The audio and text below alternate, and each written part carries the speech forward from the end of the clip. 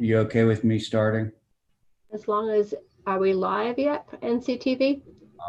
I don't know. Yes, we are live. Okay, we are Just live. now. Okay, so I'm going to get started.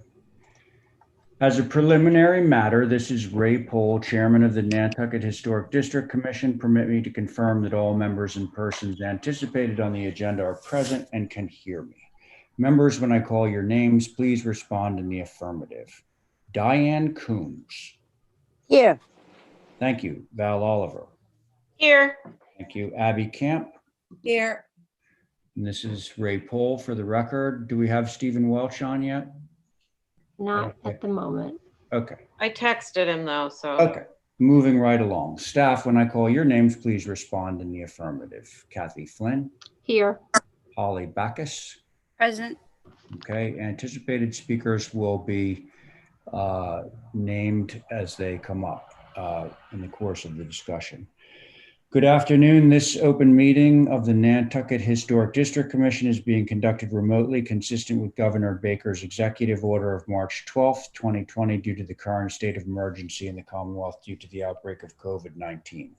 In order to mitigate the transmission of COVID-19, we have been advised and directed by the Commonwealth to suspend public gatherings, and as such, the governor's order suspends the requirement of the open meeting law to have all meetings in a publicly accessible physical location.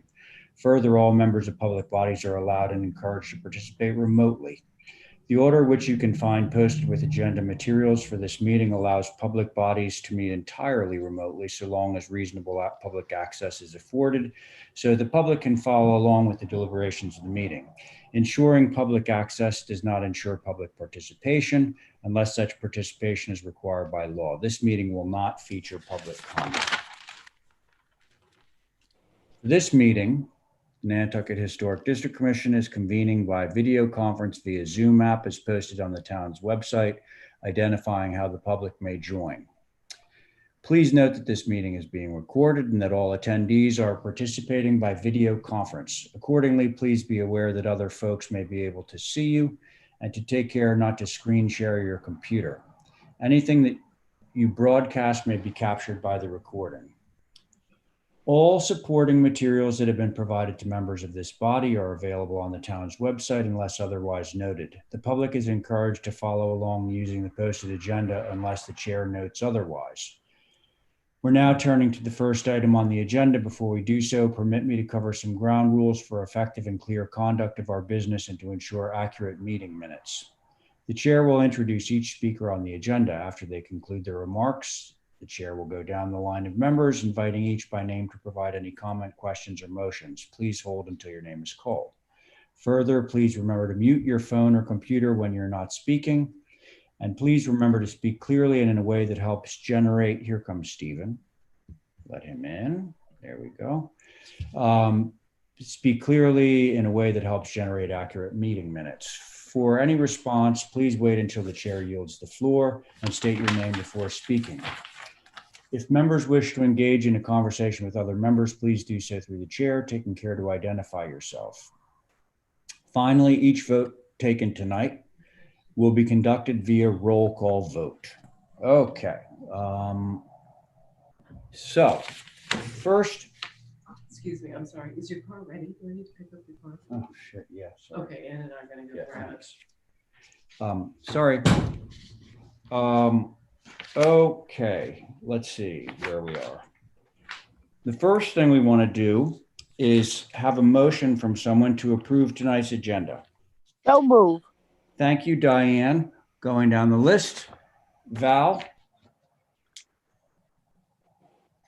She's muted, I believe. Aye. Val, Albie. Aye. Thank you, Stephen. Aye. Welcome to the meeting, Stephen. Diane. Aye. And the chair is in favor. Motion carries. So the agenda is approved. Okay.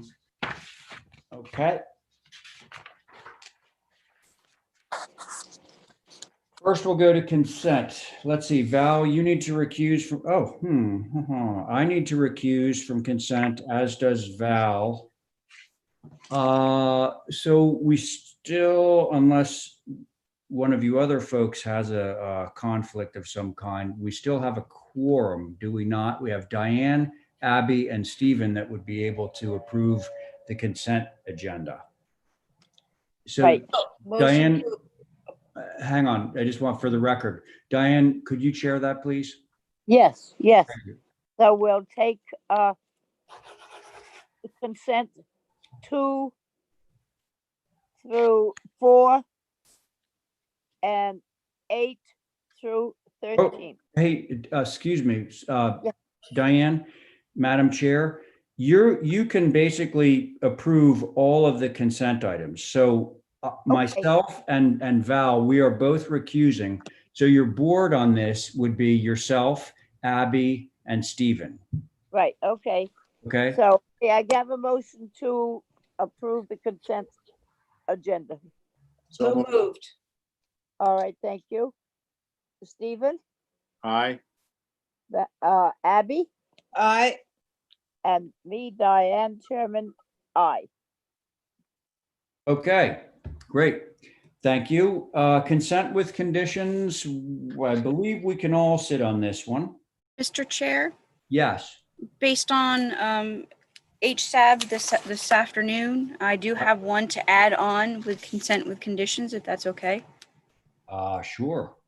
Okay, so it is item number 14 under new business for 17 Main Street, right? Oh, I'm sorry. No, 16 Pleasant Street, number 15, excuse me, 15 Brenda Riggs, 16 Pleasant Street. Okay. So Holly, in terms of the protocol, do we need to move to add that to the consent agenda? Yes, sir. Okay. Yes. So can somebody do that for me? Can somebody move to have item number 15 under new business moved to the consent agenda? I'll make moved. that motion. Diane beat you to it. So Val? Yeah? Aye. Okay, Abby? Aye. Thank you, Stephen. Aye. Thank you, Diane. Aye. Okay, chairs in favor, motion carries. So now we can go back to our modified consent with conditions. Oh, gosh. Holly, Yes, sir. was that a consent with conditions or just a plain up, straight up consent? Consent with conditions. Yes, sir. I was going to let you know what those conditions were. Okay, yeah, well, we will need to know what the conditions, what conditions we're voting through. Yes. Yes. Okay. So, as you're aware on the agenda, this is for a new driveway off of Pleasant Street. It has received planning board approval, and the conditions from HSAB and staff recommend running bond that's parallel to the road. Running bond is the same bond of the brick sidewalk.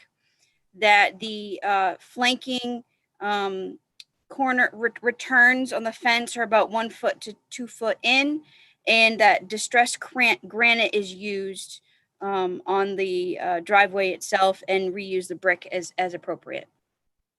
Okay, so if everyone understands those conditions that are being placed on our new consent with conditions item, then I would like to have somebody move to approve the consent with conditions agenda.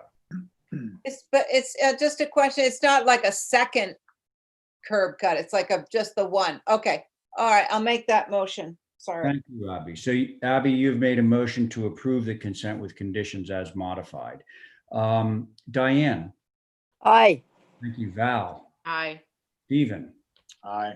thank you. Abby, Aye. chairs in favor, motion carries. Okay, that covers our consent items. Now we have some carryover old business items, 10 of them. First up is Matt McEachern, and our first application is for 5 South Water Street. The board on this, as you can all see clearly from your agendas, is myself, Diane, Abby, Stephen, and we don't have Jesse, do we? No. No. Okay, so then the board is a 4-person board at the time. Okay.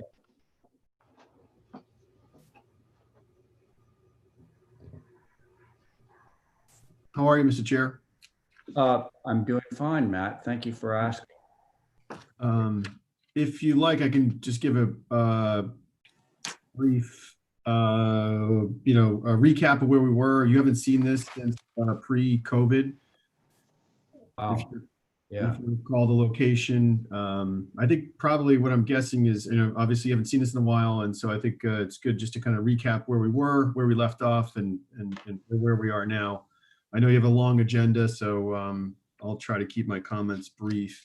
A couple of things we did drop off. The board had requested at the last meeting that we provide a three-dimensional model of the immediate context, specifically the buildings, model the buildings, the adjacent buildings. And so we dropped off a copy of this model at the town building, the building department actually, so that individual board members could view it at their leisure. And it's made with a 3D printer, so the quality is monochromatic, obviously.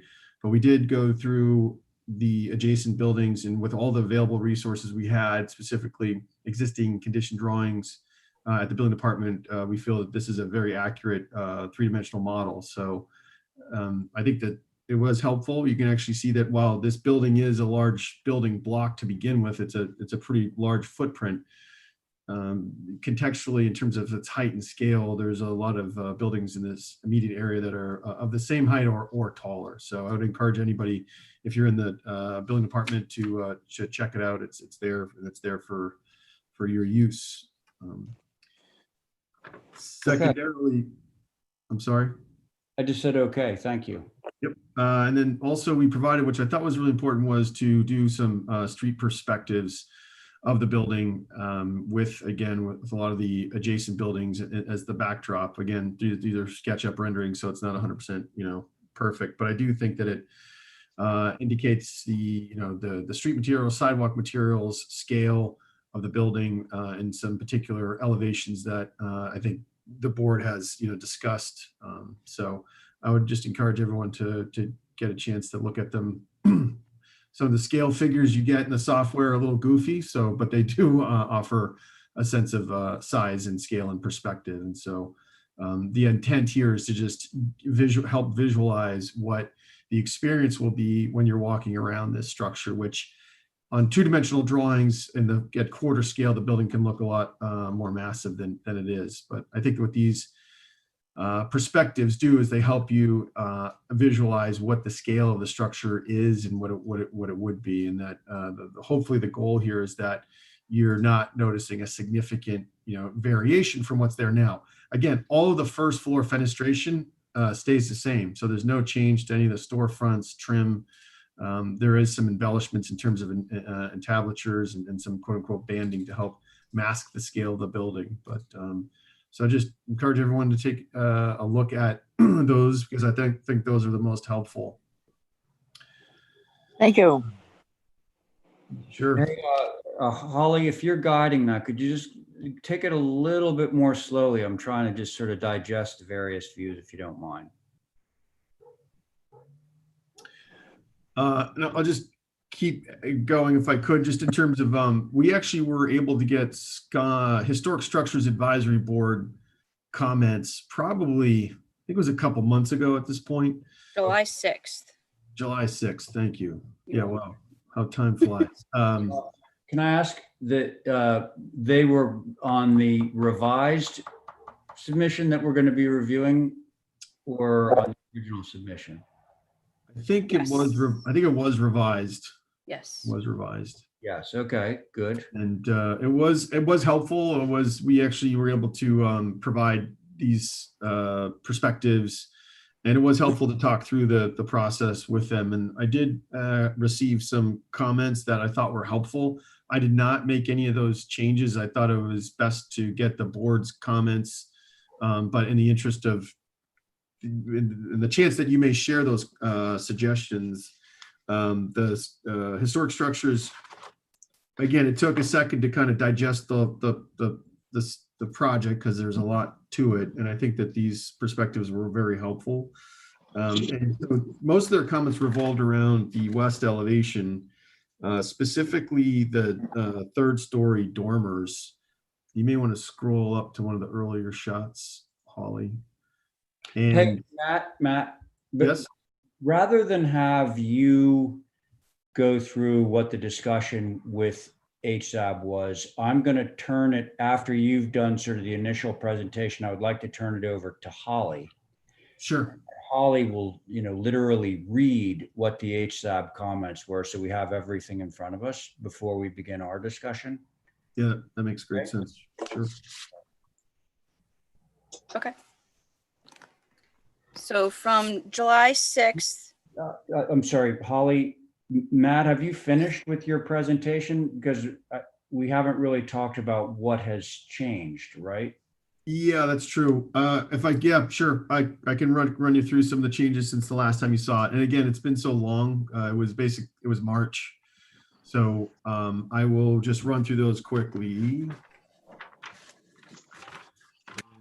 Most of it revolved around the south elevation. I think, Mr. Chair, you had brought up a lot of great points about the south elevation. The first floor was probably one of the more important elements in terms of maintaining this the scale. So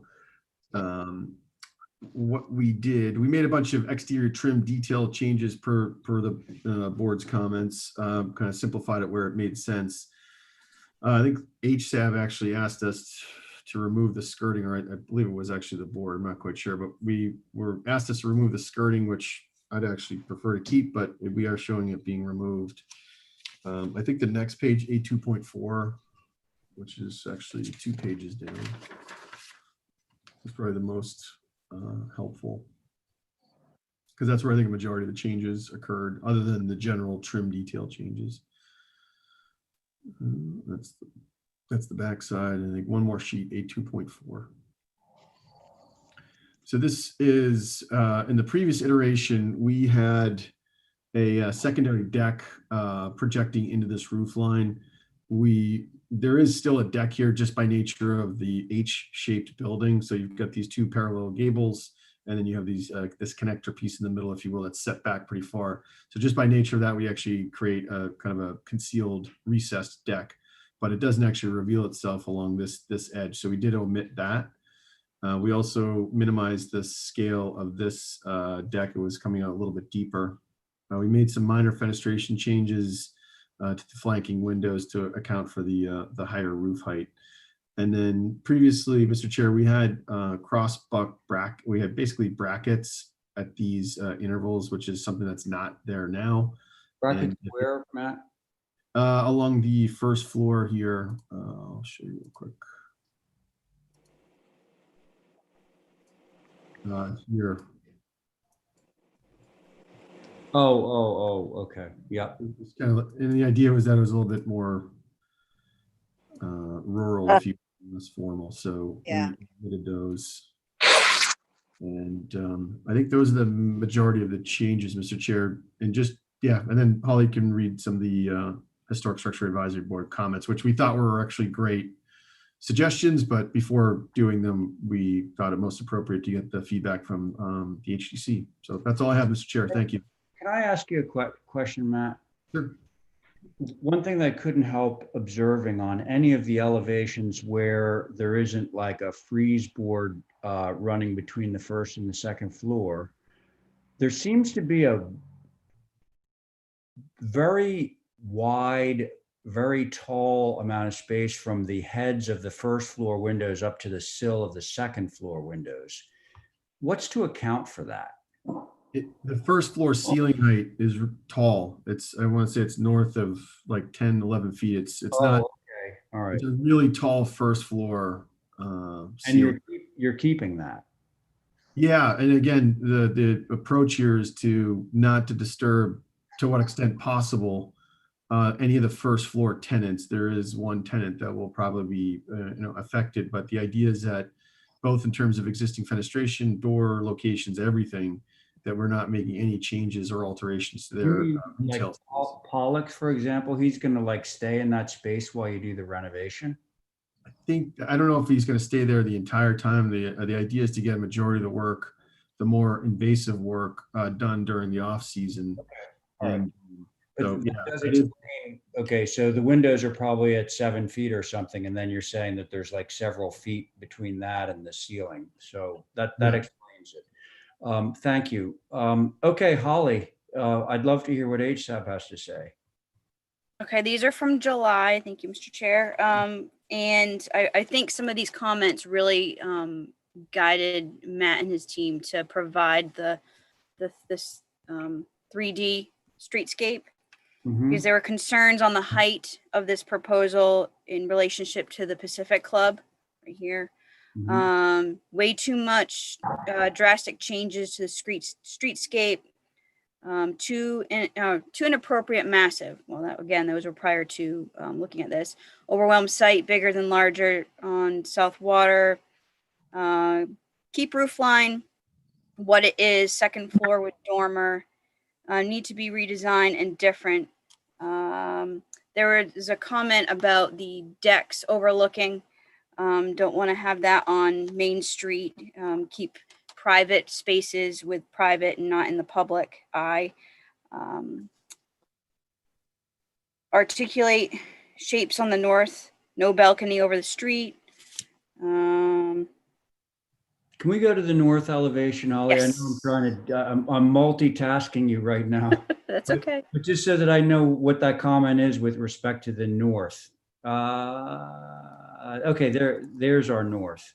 And Yes. what did they say about the north? Articulate the shapes on the north. Articulate the shapes on the north. I wonder what that means. Specifically with the no balcony, but did like the breaking up of the mass. I think overall, and I know Matt was able to come into, zoom into that meeting. There was a comment about obviously wanting to know where the AC units were, and Matt alluded that they're on the roof. Second floor windows, window sizes on the facade were discussed. There's a comment about moving the windows up. There's a comment about future flood elevation, and I also alluded to that we're in the process of making sure we're designing appropriately with our addendum guidelines for FEMA flood. Again, another comment about balconies over the street. There was a comment about meter boxes that was, I guess, taken into consideration on Cambridge Street. And overall, it was really a conversation about being very massive and large for the street. But again, I think the 3D rendering model really kind of brings that into perspective. So thank you, sir. Okay, there was a few things that you said that I'm wondering about. One, it said something about raising the windows, and then that quickly was followed by the floodplain, which I'm curious about. Like, where is the floodplain, and is this subject to flooding? It might be. It could well possibly be. I think Matt can I can chime address in. that. Yeah. Mr. Chair, if that works. Yeah, so basically the assessed building value is fairly high, given that it's a number of retail units. Mhm. And so the threshold for the compliance with the floodplain, believe it or not, we're not intending to cross it because again, the significant value assessed to the existing building. Okay, that's a reasonable answer. Although, practically speaking. Okay. Yeah, I mean, I think that we would probably apply if the threshold was close, we would probably apply for a BBRS, variance given which we have been granted in the past. The Stop and Shop downtown was granted one as well. I think for projects of this size and scale, they're likely to grant them, and it just kind of it would fall into it. So it's close, but yeah, that's one of the first things we looked at. Okay. One other comment, if I could, Mr. Chair, that the Wisconsin Advisory Board mentioned. I'm sorry, Historic Structures Advisory Board is the idea that the third floor dormers could be pushed further back off the front plane of the primary elevation and potentially, play around with the scale of them, which again was something we didn't do. We just wanted to see if the board felt, I thought it could be something that might gain some traction. So that's all I wanted to add. Thank you, Mr. Chair. Okay, thanks. All right. First impressions from any of the board members? I'll give you a impression. Can I give you an impression? Of course. I don't know that you want to hear it. I think that it is Again, that's not why we're here. what, oh, I'm sure. It is not what should be next to the Pacific Club in the center of our historic district area. This has been a small building, whether it was burned down in the fire or not. It has always been a one-story building. To put a three-story building and a roof walk on top to compete with the Pacific Club, which is one of our oldest buildings, is, I feel, completely out of shape. We should just give up on trying to maintain the historic district downtown, because this is an insult to South Water Street and the existing buildings. It should remain as a one-story building, and whatever is in the back is looking over next to the dream part of the Dreamland thing and the going down Straight Wharf. I think we should at least try and keep the center of our historic district somewhat historic and somewhat in keeping, and not put housing on top of a old sales place. That it may be modern now and stuff, but if you go back, you will see what the older building was. I think that it is not in the right place. It's a lovely building and it would be beautiful, but it would be beautiful, as far as I'm concerned, somewhere else. Thank you. Okay, thanks, Diane.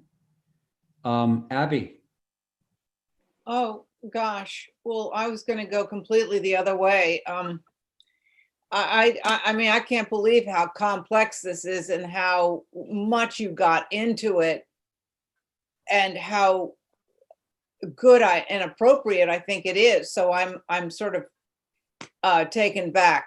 I mean, this is a huge project, and I'm not that I should worry about, I'm thinking that the third floor, I'm not sure how much we're going to see of that when we're walking down South Water Street.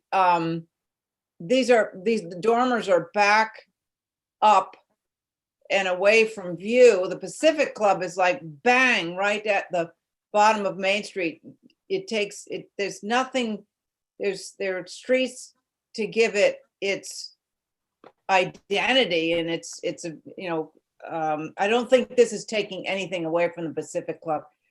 I did have a couple of comments. Well, actually, on the north elevation, I like the reference back to the Pacific Club, where it actually looks like, I don't know if you intended that, but that elevation with the two doors is almost, to me, looks like the Pacific Club minus I don't really like the French doors and the shingled in deck, but I mean, but I think I don't know, was that an attempt to reference the Pacific Club? Because the dimensions look like it.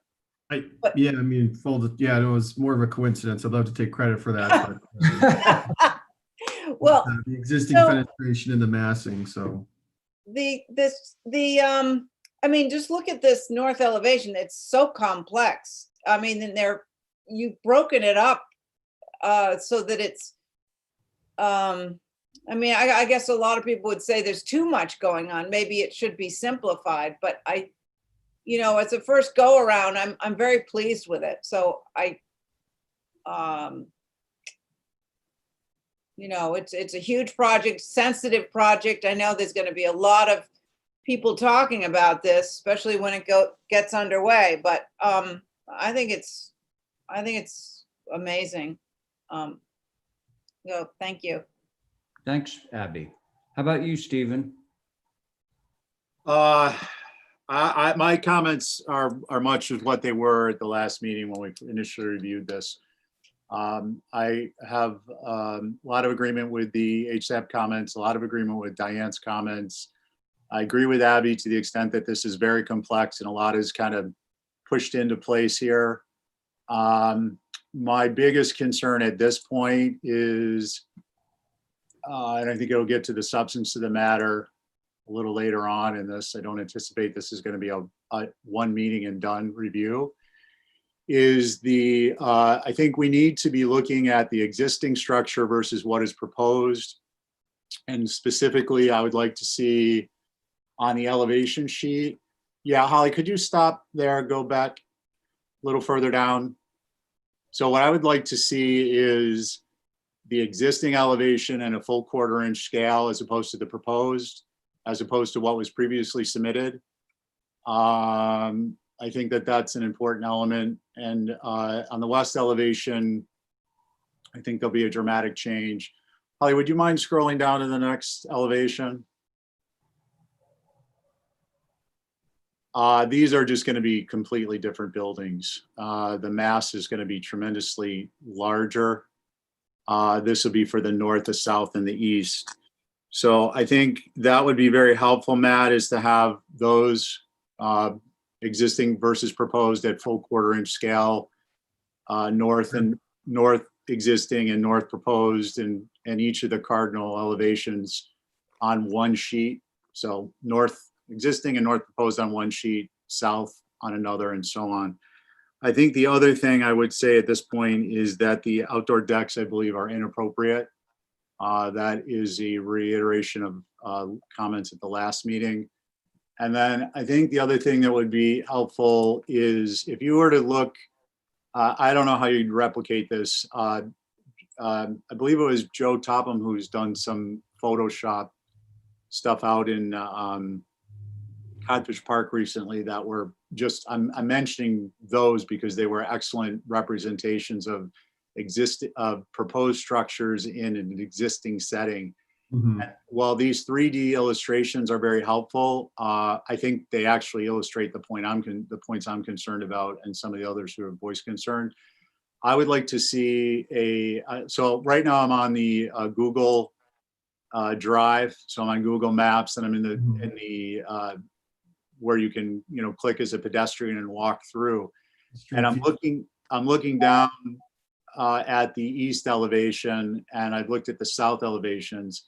And so these comments are with respect to actual perspectives as opposed to the perspective drawings that were illustrations. And I think that it would be helpful for commissioners to have those inserted so that the elevation you're showing in your illustration is actually, there's an existing image shown from roughly the same angle as it exists today from imagery.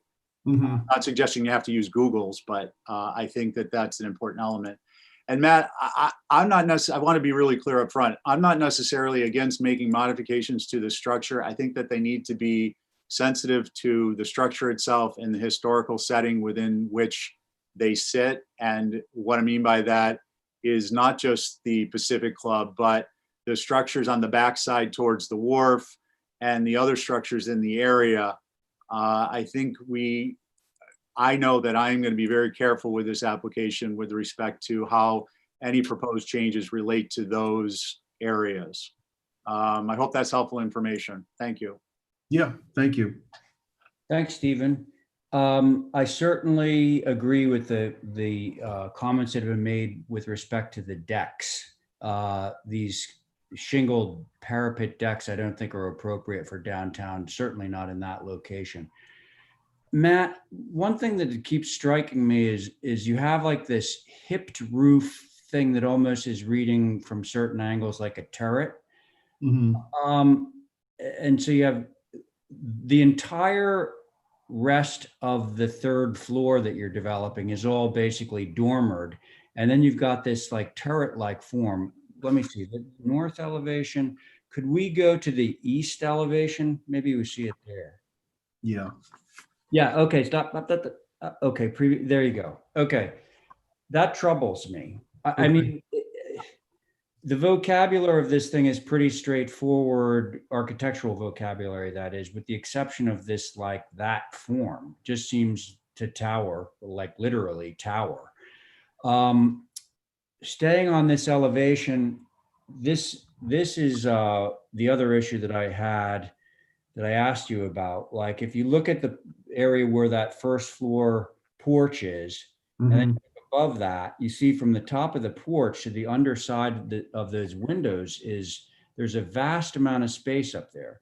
Now, what does that mean? Does that mean raise the porch roof? Does it mean introduce like a water table sort of element or something to like break up that expanse? I see it there. I see it on the left-hand most portion. Mhm. Um, I see like this very steep, it looks like a 12 and 12 roof pitch over the, I guess that's where current vintage is Correct. right now. And that, 12 Mr. Chair, and is 12. not part of the building. It is physically connected to the building, but it's actually not part of the, it's not our client, it's separate ownership. So, but we did think that there was, I don't think we could show the whole block without that. Wait, let me make sure that I understand. So you're saying that the part where the current vintage is not changing? That's already there? Correct. Oh, interesting. Yeah, Okay. that's there, and it's under separate ownership, so we have no intention of. Got it. Okay, got it. All right. So also, why the roof walk? I mean, is that really going to act as a place where people go up and stand up there and recreate? I think that it's twofold. One is definitely yes, to catch some views of town and the water and the harbor, which they're pretty good up there. And also to supplement some of the HVAC equipment. So not all of it would be utilized for, basically the occupants. We're also exploring, just FYI, trying to hide some more of the rooftop units in areas where you just can't see them. So, but there is an intent to utilize that roof walk for the views because they're pretty spectacular. Yeah, and there is precedent, like I think Brock Insurance Building, Yes. formerly Brock Insurance, that has a roof walk on top of it. So they are around. And unless you're really paying attention, you don't really see them up there. Mhm. Well, sorry, Ray, what was the answer to the question about why those windows are so high? What No, did you say, Matt? some of it has to do with the fact that the ceiling height of the first floor, which Matt is planning on keeping, he's basically planning on keeping the whole first floor of this structure. So the ceiling height is very tall. It's 10 feet high to the ceiling. And then you got to allow for another foot and change for framing. So that's why they're so high up. I would like for there to be some sort of a way to mask the fact that you've got that much shingle there. And Matt sort of just drew in a little water table type thing, which I think is very successful, by the way, on the South Water Street side of this building. And also maybe just making those windows taller, having the sills come lower might help. To the Right. ground. Mr. Chair, could I just point out one other driver? You talked about the turret, which I don't disagree with you, is kind of like a unique element. We actually have an elevator that gets you up to that third floor, and that's kind of one of the drivers and a staircase. And we looked at a couple of different incarnations of like a flush gable, and it started to look too tower-like. And believe it or not, we thought that this was the most successful, but we'll certainly take the comments under advisement and make changes as much as we can. Okay. So there you have it. Holly, do you have something you would like to say? Just quickly, thank you, Mr. Chair. Regarding that turret, I think at HSAB I did recommend maybe doing a shed roof there, so it was consistent with the other two, because it does seem out of place. Well, thank you. The interesting thing about a shed roof is then it would be one of those sheds that's sort of projecting past the plane of the wall below it, which kind of that's another anomaly Yeah. on itself. But I would like you to kick it around, Matt. Certainly. No, I have a quick suggestion. Yeah. I would, with that thing that I thought was the Pacific Club, this elevation reminds me of the north side of the Dreamland, and I wonder if you went over there and looked at that and see what it has in common, because there's something about this elevation that reminds me of it, and maybe you could incorporate part of the Dreamland architectural details into this. Personally, I like I'm not going to call it a turret. It just, It's not really a turret. It's just sort of this funny vertical element. Yeah. Yeah, I kind of like the hip roof there, and I was wondering about the windows. Maybe it's the size of the windows on the Dreamland that might be able to help this elevation out. I'm not sure. So, Mr. Chair, this also reminded me on the east elevation a little bit of the Dreamland. But at this point, I'd like to make a motion to hold for revisions and additional information, with the additional information being the elevations existing and proposed on one sheet. And let's see, existing and proposed illustration and a perspective view on one sheet. So for any illustration, go ahead and put in a picture of approximately the same scale. Yeah, I thought that was a really good idea. So yes. So that's your motion, Stephen. Yes, please. Okay, thank you. Diane, Aye. Abby, Aye. Stephen, Aye. chair is in favor, motion carries. Okay, now we're going to move out to Sconset for a little while to 73 Baxter Road. Oh, and Diane, you're chairing this one. Yeah, I know. Okay, it's on to you. Okay, Matt, let's go. Thank you, Madam Chair. So basically, we made the revision based on the board's comments from last Thursday. We streamlined rakes so that they are all more continuous. And I think that was pretty much the gist of it. I think we also adjusted the fenestration slightly. So yeah, you can see, actually, this is the old version. We sent a revised today. I don't think this is it. Yeah. Okay. If it came today, then I'm gonna have to look at my email. So just bear with me real quick. Got it. Basically, I think it came down to, and it was a great comment about integrating the two roof lines so that the rakes are continuous on both sides.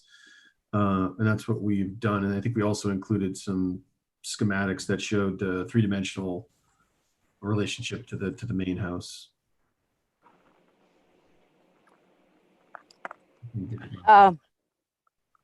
Matt, Yes?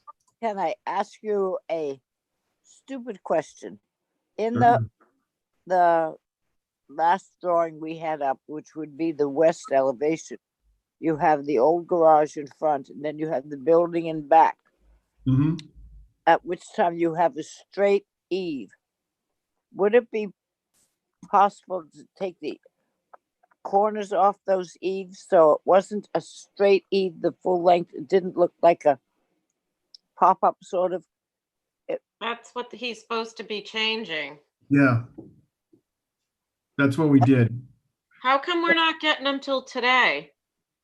Well, we were reviewed on Thursday, and you Yeah, made a motion to that's put this on the agenda for today because it had been kind of gone on for so long. So they said to send it in today. That's what we did. Well, that one was on me, through you, Madam Chair. Which we very much appreciate. And so it's a big deal. So we certainly appreciate that. So you can see it's here and here, and it does look a lot cleaner and smoother. You can see this is all continuous, where previously there was a break, if you will.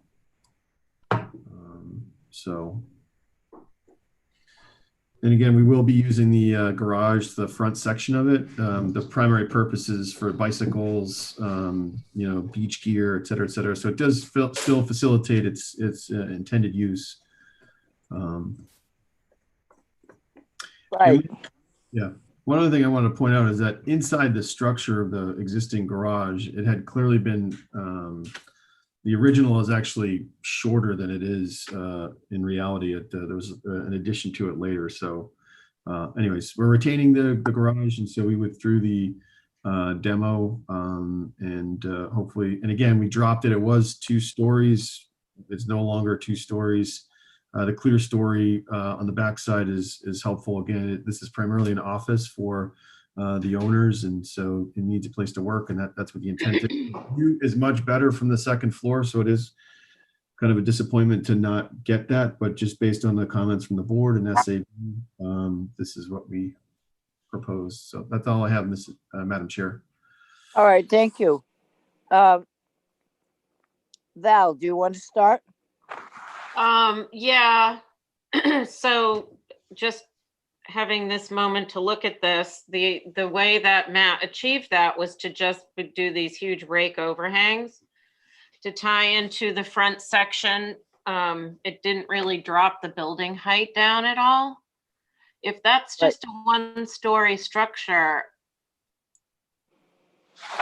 I mean, it's not tall in terms of number, but it just from the west looks a little bit disproportionate. Is there any way you could do like a broken back salt box or something on the ocean side? Or well, one thing, just one of the drivers too, is you'll notice that there's an elevation change from Baxter Road to the grade actually slopes up.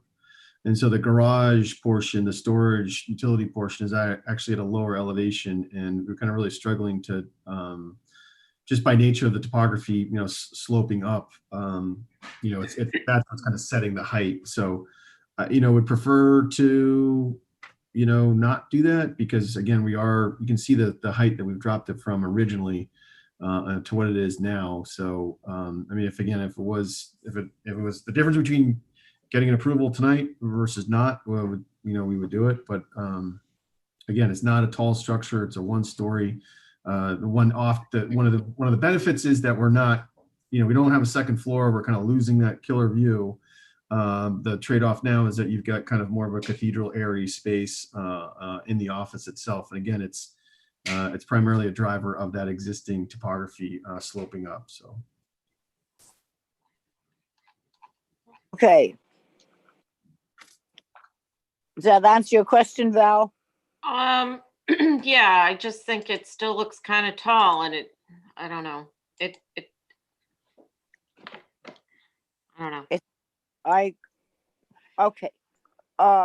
Abby.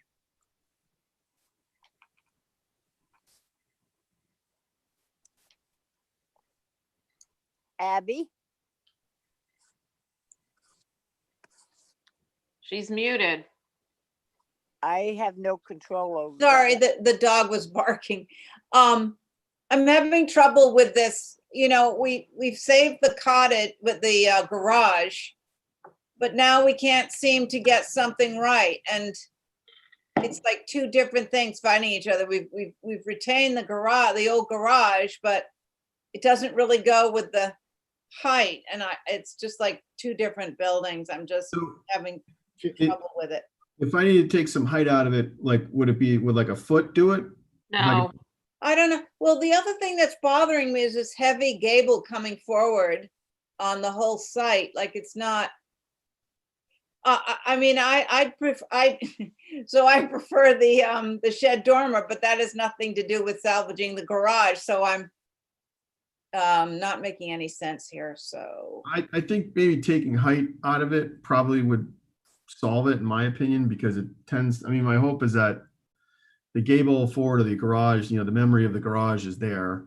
And, you do have this kind of secondary additive piece, which is not, completely uncommon. And I think that consistently from the board, the idea was that the eave forward was a way to go. We did study, by the way, stacking a gable, off the back. It just looked kind of foreign. Believe it or not, the eave I think works. If you want us to take like some height out of it, I could take like a foot or 18 inches. But again, I'm hoping that this is the, this is the solution, which I think it does work. I really do. Okay, let me ask Steve. Steve? Yeah, thanks, Madam Chair. Through you, Holly, would you mind scrolling down to the elevation that shows the existing structure? So I'm looking at this a little bit differently. To me, this actually works pretty well. It's not perfect, but it definitely is a market improvement over what was there or demolition of the existing Sears and Roebuck garage. And I'm looking at a better appreciation is the kind of perspective 3D illustration towards the bottom of the page. I don't disagree with the comments that have been made with respect to could it be a little shorter, could it be a little this, could it be a little that, but I think that as it is, it's approvable. Thank you, Madam Chair. All right. And Matt, seeing your 3D west elevation, which is the one I have a problem with, I think that in this particular case, it is the drawing that puts you off a little bit. When you see it at a slight view, it gives you more of an idea of, to me at least, of what the west elevation is.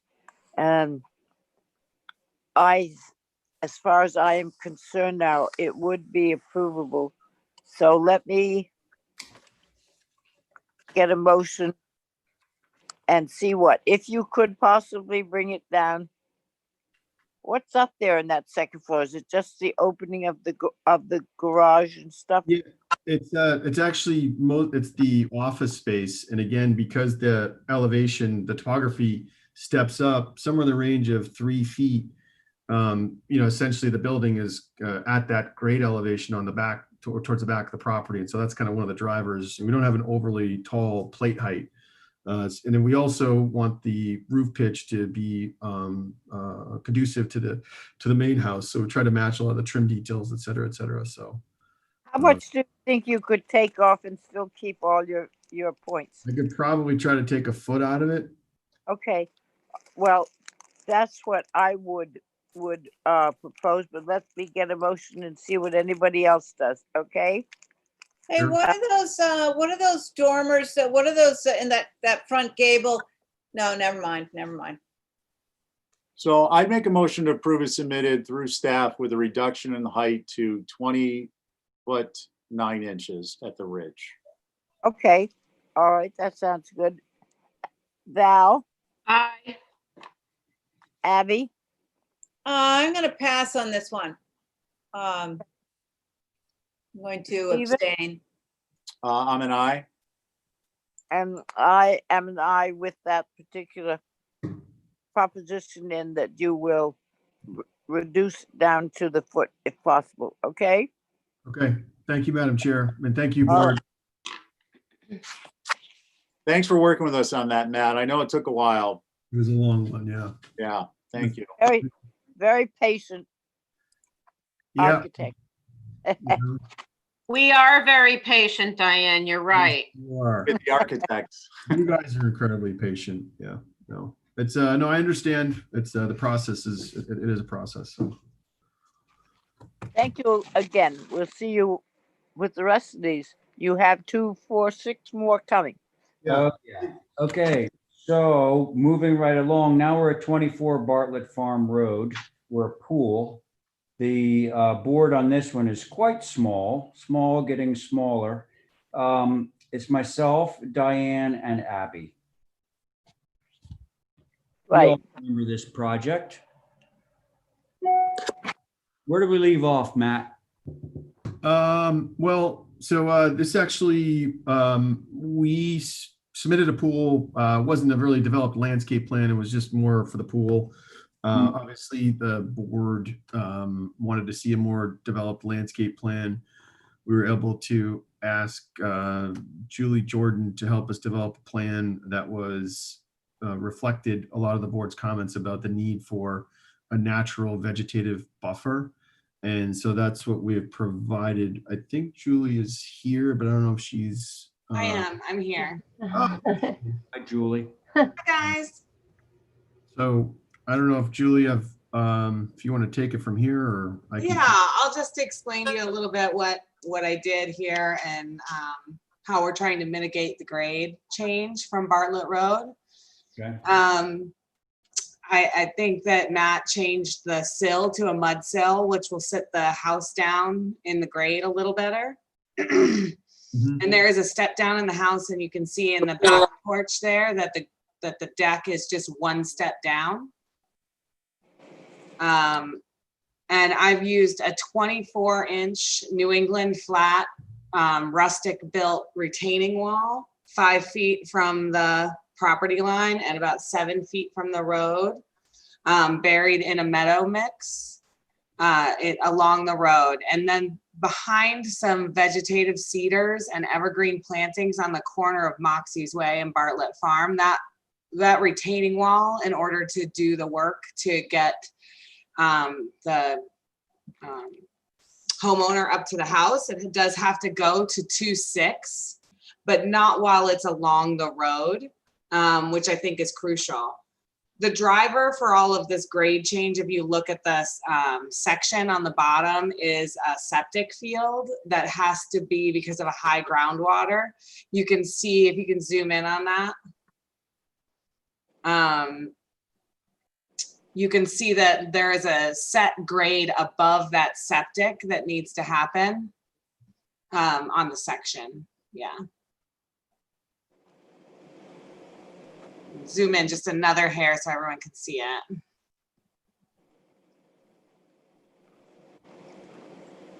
So Okay. 16 foot above that. And that will have to be some sort of grassy planting, not trees and shrubs. So you can see the road's at 11.1, and then it slopes up a little bit to the 2-foot wall. And then on top of that wall, we would have a double row of naturalistic plantings, bayberry, viburnum, densely planted. And then as you come around the corner to Moxie's Way, I think the most appropriate thing is as many juniper virginianus or native cedars that they can put in there, because I have to say that I really want this to be pretty, because I go to Bartlett's every day. And I don't want to drive by it and not like it.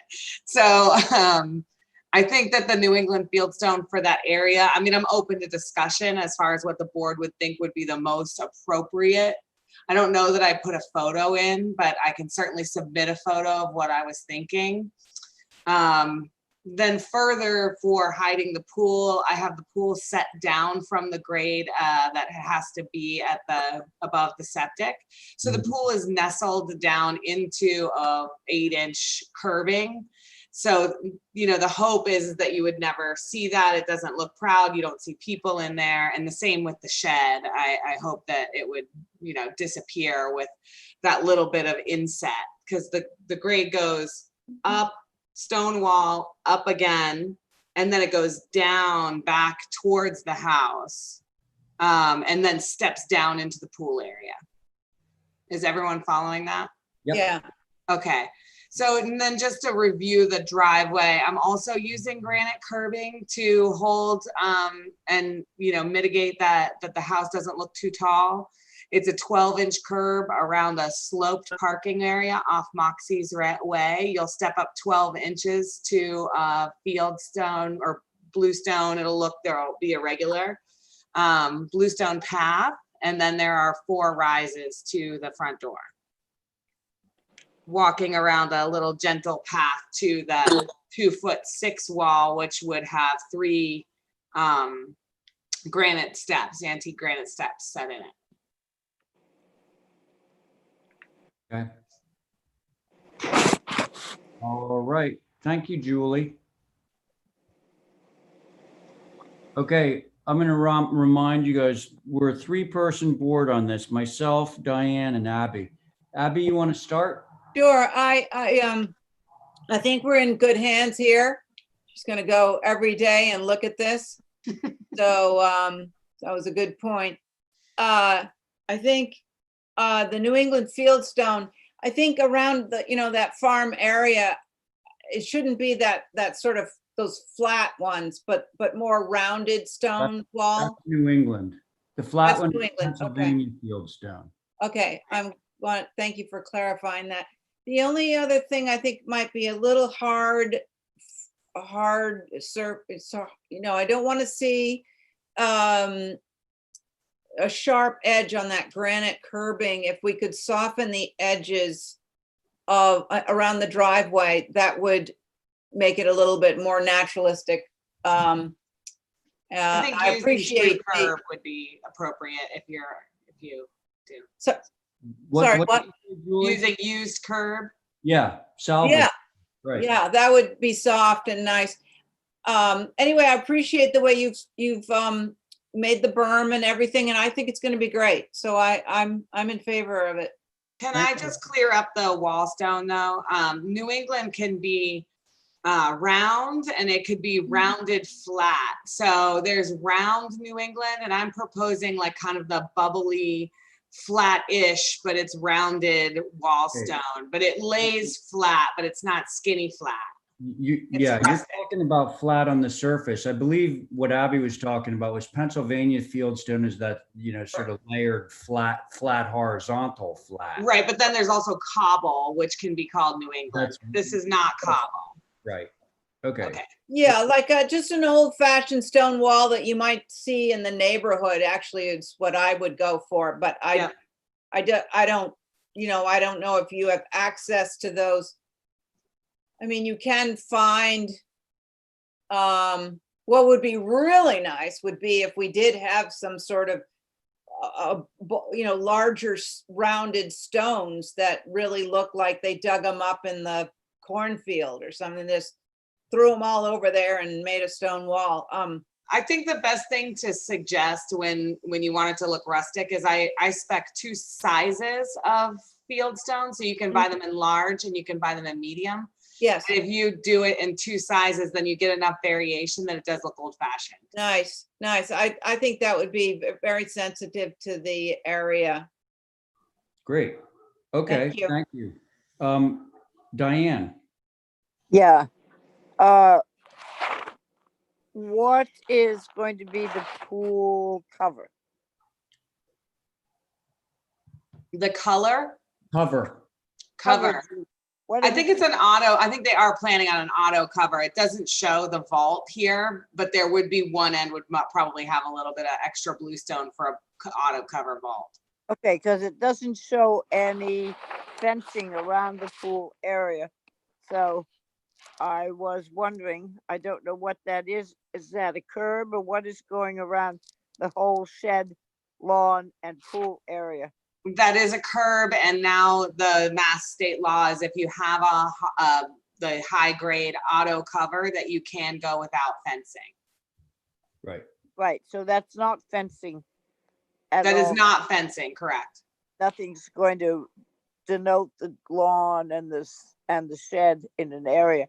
What I would like to ask you is if you, it occurred to me on all these automatic pool things that some of them are very noticeable, like sort of shiny and bright blue, that to pick a automatic cover that blends in with your area there, not a bright blue one or a bright green one, or indeed a white one. No problem.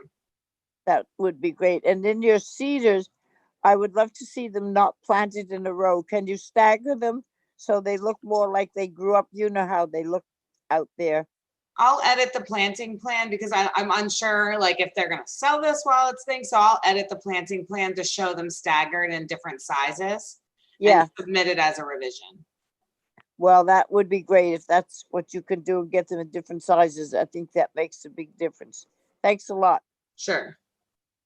So I'm actually fine with this and with the comments that the other 2 board members have made. Are we hoping to approve this or are you going to submit revision? Yeah. I'm okay. I could make a motion. Okay. I'll still submit a new plan that shows all those things noted, but I would love to get an approval. Okay. Okay, so I'll make an approval to approve we'll start with Diane with a sort of a natural color for the pool cover, that the stone wall be a mix of large and medium-sized stones for the New England fieldstone, and using old curbs for the around the driveway area. And one more thing, stagger Julie has already said she would do this, stagger the pines and cedars that are shown in a row right now. That's my motion. Okay, thank you, Abby. Diane? Should we say just to be safe through staff, or are we all right just approving it? We are approving it with those conditions through staff. Yes, you're Okay. right. Okay, so Abby, you're okay modifying the motion? Absolutely. Okay, so Diane, you're okay? Yep, all right. Okay, thank you, Abby. Aye. Chairs in favor, motion carries. Thank you, Julie. Thank you, guys. I'll see you a little later, like at 10. Yeah, 10. All right, 32 North Liberty. Board on this, let's see, I think we got everybody on this one. Pohl, Coombs, Camp, Oliver, Welch, yep. Mr. Chair, I can give you a kind of a brief background as the drawings are being opened up. Hmm. I'm gonna go ahead with that or no? I'm sorry, should I begin, Mr. Chair? What? Make a presentation? Yeah, we have everything up now. Okay, So, great. yeah. Thanks. So the previous submission, which was the first time the board had seen this, we had the addition occurring pretty much all the way to the side of the structure. So essentially, the addition was coming off the side of the building here, and I think fairly, clearly the board did not prefer that option, and I was kind of passed right beyond that. What we did is just kind of took a totally different approach. I think that the comments from both the Historic Structure Advisory Board and the HDC was that to compete less with the existing primary mass of the structure.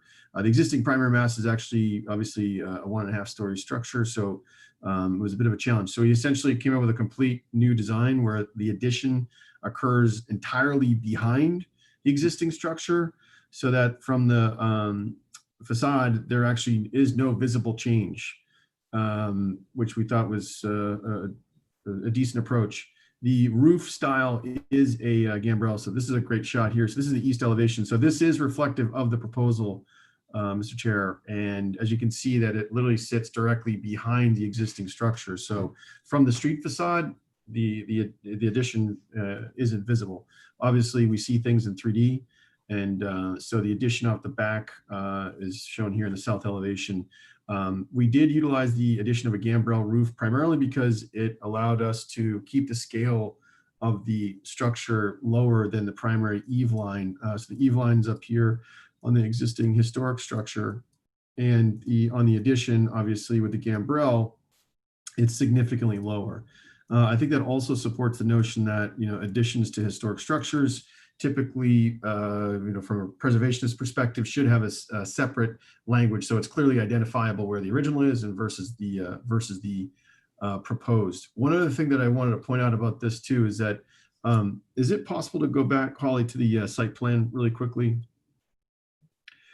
One other element that I think is worth pointing out that is kind of it's a separate application, but the intent here would be we've already sought and been granted approval to demolish this structure. It's from the 1990s or late 80s or early 90s, so it's of no significance historically. But the thought was, and this would come under a separate application, that we could theoretically remove enough square footage off this existing structure where it would actually become a zoning shed. And to what extent this was valuable to the board, we could keep it in its location or potentially move it so that it provides some additional screening to the addition. However, I do think that the addition itself is not, it really truly doesn't detract from the existing historic structure. So what we did is we provided just these concept plans and plan and elevation. It's in kind of a sketch form just to get the board's feedback on it. But that was a significant revision, Mr. Chair. So with that, I look forward to the comments from the board. Thank you. Thanks. Mr. Chair, if I may, the historic structures did take a look at this. Mhm. I just want to notate from my perspective, this is great. This is what I think any addition that's on a historic structures, as significant as a typical Nantucket 3-bay, you don't want to see the addition of the contemporary addition, regardless of the size. So I appreciate that. HSAB's comments were mostly on the gambrel. There's a comment on the dormers. They were kind of bizarre. Scale seemed a little bit off, and I don't know if that's because of the way the drawings are or not. It was different. Seemed to be way too tall. Simple as needed. Needs to come down, not a gambrel. Applaud with addition to the rear. Agree that same height as the main gable. The west angle is a 45. There was a conversation about the look, and I think so I think this elevation actually proposed it better. Basically, you've got that shed off the back that's existing, obviously was a later addition, and how this was masked with that gambrel. Don't like the gambrel. Cute house with a massive addition is inappropriate. Step down, no gambrel. Great effort. Drop the eave line and simple mass down from the ridge in different dormers. There's an example of one on Hussey Street with a gambrel.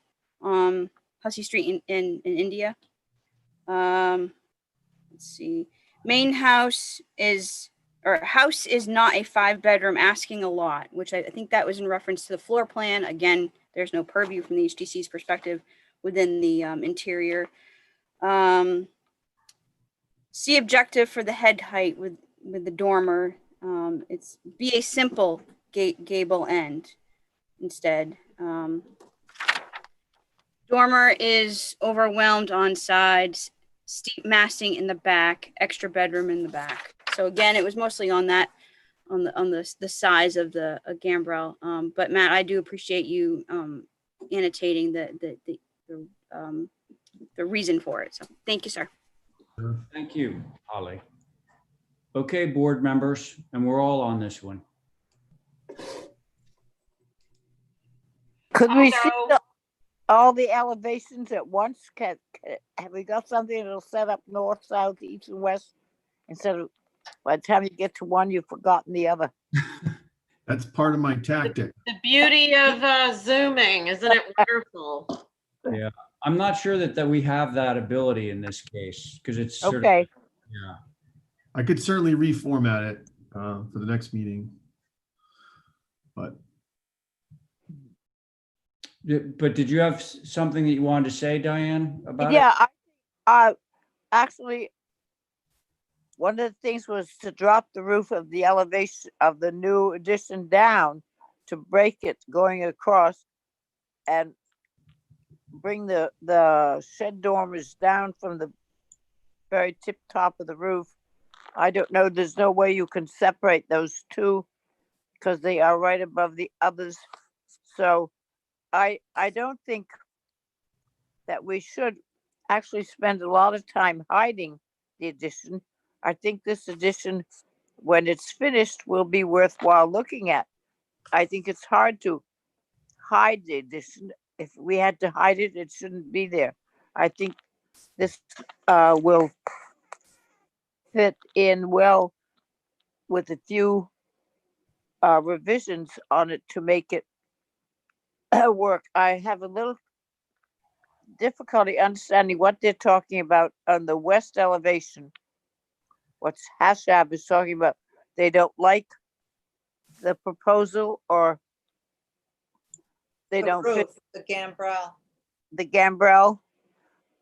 Personally, I would separate, as you know, the three windows at the bottom to bring it out to the edges more, so it makes that gambrel more noticeable than pitching it in the middle. I think it would look better. I don't think you will see it all at one place to know what's in the back and what's in the west or the north. The west elevation is not the front. What is your front map? The front is the east. And When we that's- get to the east, Oh, okay. there it is. I think what is presented down there at 32 North Liberty is a very presentable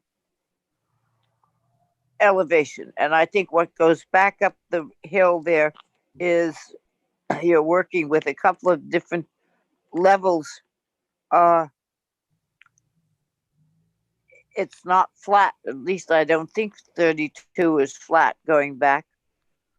So, and the west elevation is visible. I think that with some changes, breaking the roof, dropping the shed dormers and stuff, I would be not opposed to approving what I've seen so far. Thank you, Diane. Val? Thank you, Mr. Chair. Matt, thank you. I so appreciate this, that it's all in the back of the structure. And I agree with Diane, with the exception of a few modifications, like dropping it down so it is slightly subservient to the main structure. Maybe considering making the dormer that's a double on either side, small, a one window dormer, like its partner. Yeah. Will also calm it down, and I don't mind the gambrel. I think that really is nice in terms of making it have a one-story eave line. So I do think you're almost there. It just needs a little finessing. Okay. Stephen, how about you?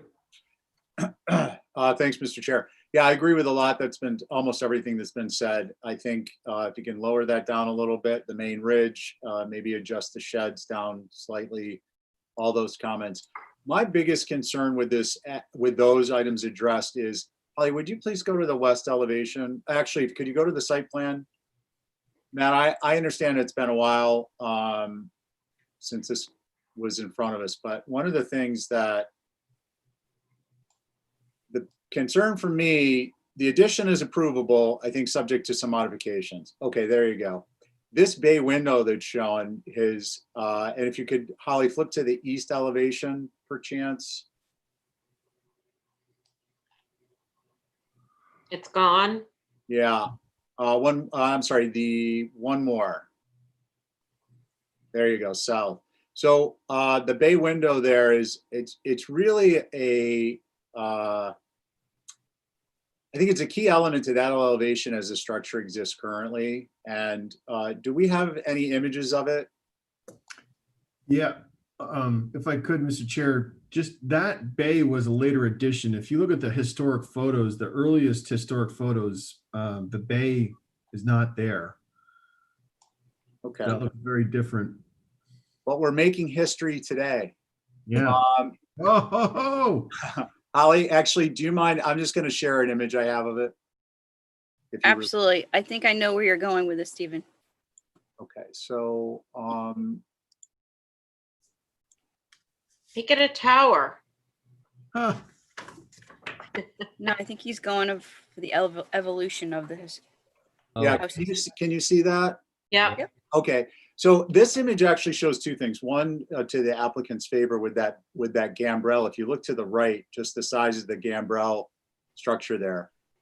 So anything that is in the addition of the back of this is going to be, it's going to appear tiny in comparison.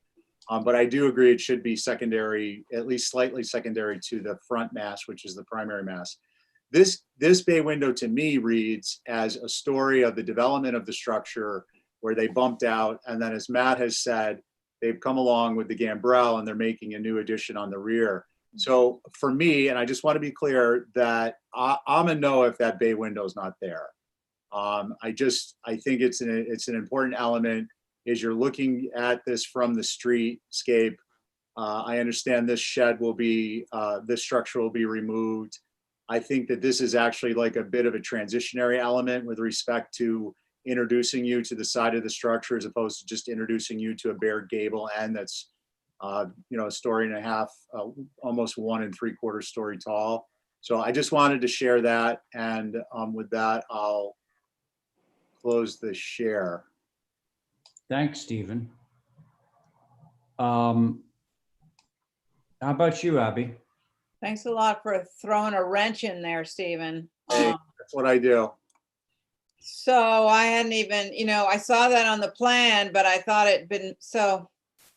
Well, I'm either way on that. I'm on the fence, but I'll go either way, whatever the board wants to do. But I agree with my colleagues on the ganged windows. I think they should be, you know, brought down to 1 on the what, east and west? Yeah, so South and north north. and south. That double gang, I think that should go down to 1. And bring the roof down so it's not, so it's subordinate, or at least the height of the building now. One thing that bay does do is obscures the addition, but I'll go either way on that. Thank you. Thanks, Abby. So I only really have one thing to add to this conversation, and it was already brought up by the HSAB comments. If we go to the west elevation, that's where you'd see it best. Okay, right there. This is not how dormers are handled on a gambrel. They don't go above the pitch of the roof. Yeah, it does not go above the top chord of the gambrel. So somehow, Matt, you either have to raise the bottom chord of the gambrel up to meet where the dormer is, or drop the Dormers. drop the dormer, one or the other, so that the dormers are an extension. And it could be a break line there where the pitch changes, but you know what I'm talking about, right? I totally do. It was it's a drafting error, basically. It was a sketch overlay. So you're completely right. And but I think there's a way to make it look appropriate. Oh yeah, I know there would be a way to get it to work. It's just that like the way it's drawn would look like they were sort of like popping out of the top of the roof, which we don't want. That's it. Make a motion to hold for minor revisions. Sounds good, Diane. Thank you for the motion. Abby. Aye. Thank you, Val. Aye. Stephen. Aye. Diane. Aye. Chairs in favor, motion carries. Good. On to 10 Beach Street. Here we have myself, Abby, Val, and Stephen. And the first thing we're going to be talking about is the demo of this little building. Mr. Chair, if I could, on that, the proposal, sorry. No, go ahead. Thank you. So the proposal that we actually have today is not too dissimilar from the Baxter Road, where we literally are taking a portion of the building and reusing it. And so I think that the demo may be a moot point. I didn't withdraw it completely because there's kind of 2 schools of thought on this project. One of which is, and we've gotten some feedback from Sconset Advisory Board, tried to take a deeper dive into some of the individual comments. And some of the feedback we received was, listen, if you're going to demolish the structure, then the structure that should replace it should be a bit more codfish park in its language, and that there's a lot packed in there. So my point was, I wanted to kind of see how the board felt about this proposal, if they want us to pursue. I get it. Yeah, I mean, that's a good point. So we should review this really. Fortunately, let me make sure that I'm saying this.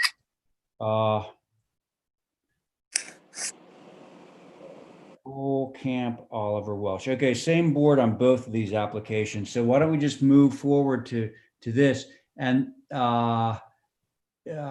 Holly, did Sconset Advisory have a chance to review this revision? Yes, they reviewed it last week, the 24th. Why don't we hear about that? Okay, first, I know Matt knows my comments, but I do appreciate incorporating the existing structure. However, the existing structure should be preserved in a design that is more vernacular and utilitarian. That's a characteristic of Codfish Park. Their comments were, and again, I'm quoting, "Monster behind existing roof, too big, doesn't try to work with Codfish Park. Looking like a Victorian now. Fine design for another area. This is a wart instead of working with a historic structure. Vastly larger than existing, putting existing on steroids, very bulky. Skyscraper behind Codfish Park fabric. This belongs on the bluff, out of scale." Those are their comments. Okay, thank you. Mr. Chair, could I just add a couple comments really quickly? Yeah. Be very quick. And then Holly, I actually have some images. I don't know if it's possible to share, but Sure. anyways. You can do that. Yeah. Oh, cool. Yep. Go for it. Let's see if I can pull this off. Share. And this was just in terms of like the inspiration. So, the idea of reusing the portion of the existing structure, I understand would like to keep more of it, but this notion of keeping a memory. This was an image structure that I've seen. It's on Orange Street that I was across the street. I saw it. And I thought it had some similarities. Obviously, it's a gambrel, but it's a shallow roof pitch with a kind of centered gable. And so that was somewhat of our inspiration. The historic image on the left, basically, you can see is the the original. And so there's some discussion about a Victorian look to it. We are emulating the existing, trim detail, and that's what's found on this. And so that's, I just want to give a little bit of background in terms of how we arrived at it. So I just wanted to point that out, Mr. Chair. Thank you. Thanks, Matt. Okay, I'm going to open it up to the board now. Okay. Who said that? Me. Val? I have it in front of me that I can blow up, so I'm looking at it. So do you want to? Sure.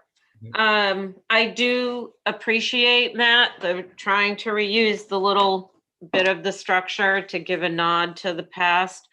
I think what's working against this in general is a couple of things. One, I have no idea what your floor to ceiling heights are, but I think that they're probably taller than what was typically found in Codfish Park. And I know that that's something that everybody wants right now, but if you could go back to a just standard, plate height, I think that would help. That is lending itself to making it look taller compared to this little structure.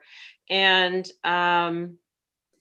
maybe not as steep of a pitch, because now the disparity is huge between the very shallow pitch and is it a 12? I can't tell. Yeah, it's a 12. Okay. One of the reasons we did that, Val, was because we lowered the eaves to essentially a zero plate height, if you will. And so in order to, this version squeezes the second floor fairly significantly, but that is why we went with a steeper pitch, because we lowered the eave. So okay, well, so maybe it wouldn't be as much of a disconnect if it lost some floor height on the first floor, and perhaps maybe use a mud block. Okay. Well, I think too, the gable facing the house toward the ocean is also making the north seem larger than it really is. Okay. That could be a shed. I think simple is always going to be better here. Let me make sure I understand. So That was on the north elevation? Well, I'm looking at it from the north, but it actually appears on the east and it has this balcony that's Right. shingled in. Yeah, yes, okay, right. So, If you're looking from the north, it gives a lot of volume to that facade. So, so your suggestion is perhaps for that to go from a gable to a shed? something that would mitigate its presence. Okay. Anything else? For right now, no. Okay, thank you. Abby, Oh, sorry, what was Val talking about? What elevation were you on, Val? So if you look at the east, Abby, the gable form that has a little shingled in deck, Yeah, yeah. if you're looking at that form from the north, you can see it's almost as high as the main roof and it just Yeah, yeah. has a lot of presence to it. Yeah. So Okay. I'm thinking if Matt simplifies that, it will just make it seem a simpler form. Okay. Sure. I think it's, so, back to the, front of the house. I think it's the north. I think it's a good attempt to save it. I think what I liked best about the old sort of club car thing were the awnings. You know, they really give it some charm that you just don't see anywhere. Can we go to the big north elevation? The bigger, is that the biggest we get? No, there's something.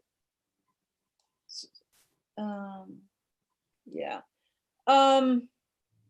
Yeah, I think I could go either way on what Val says. I think in a way it's sort of quirky and looks added on, but probably proportionately, she's, you know, Val's right that if it was sort of brought more down to the rest of the structure. But I think in general, it's a pretty good attempt. I see that it's 2311, so it's under 24 feet. Correct. I could, there's no chimney. That could have one of those owl chimneys somewhere. I don't know where. Could I see, could you just go to another elevation? Yes, this one, I'm not sure about two French doors with the closed in second floor balcony there. I'm not sure about the second floor balcony at all, but I think putting two French doors rather than two windows is pushing it a bit, or maybe there's a combination of something, but not the French door with the two windows, no. So I'd like to see that sort of simplified, that elevation. This is the elevation I like the least.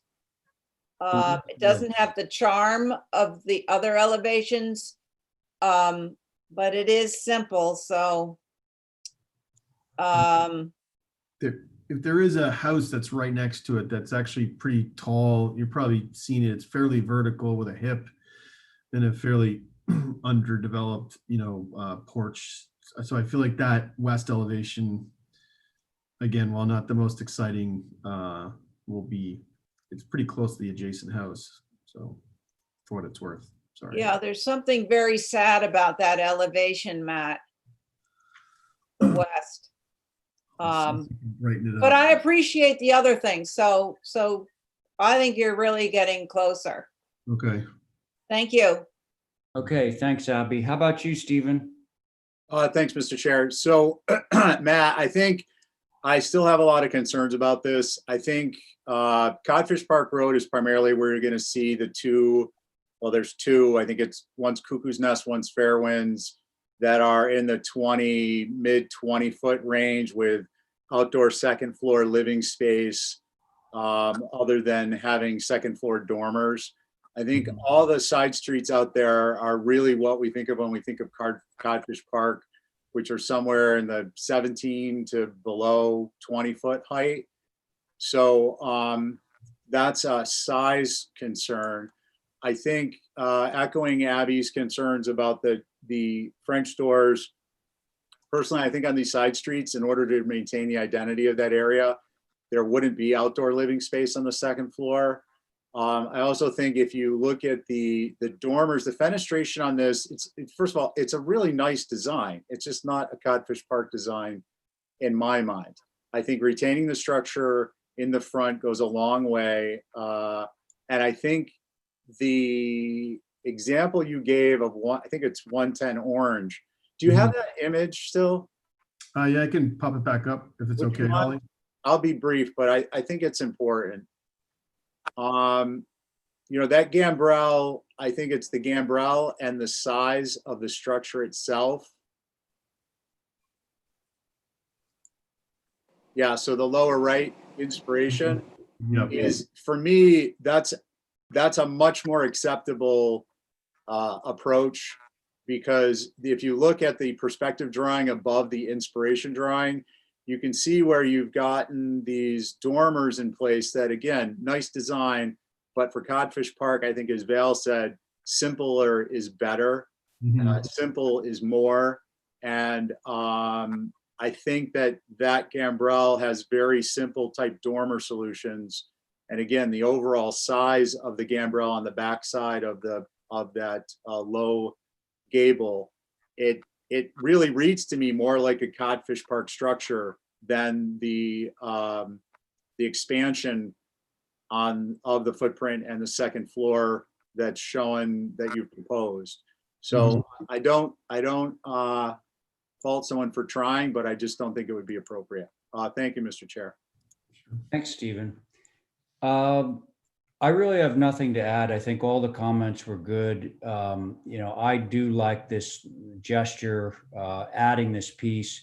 I do like sconset advisory. Feel like maybe that existing house is so tiny that on the north elevation, the architecture sort of overwhelms it. So reduction in scale.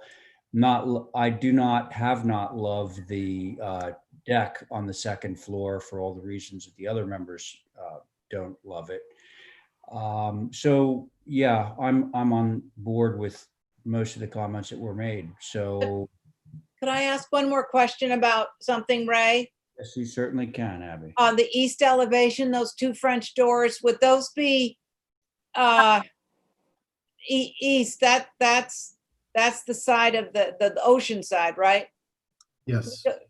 Anyway, I think those two French doors are kind of inappropriate on the east elevation, those two side by side. I didn't catch it before. Yeah, I think Did most- everybody say that? Yeah. Okay. All right.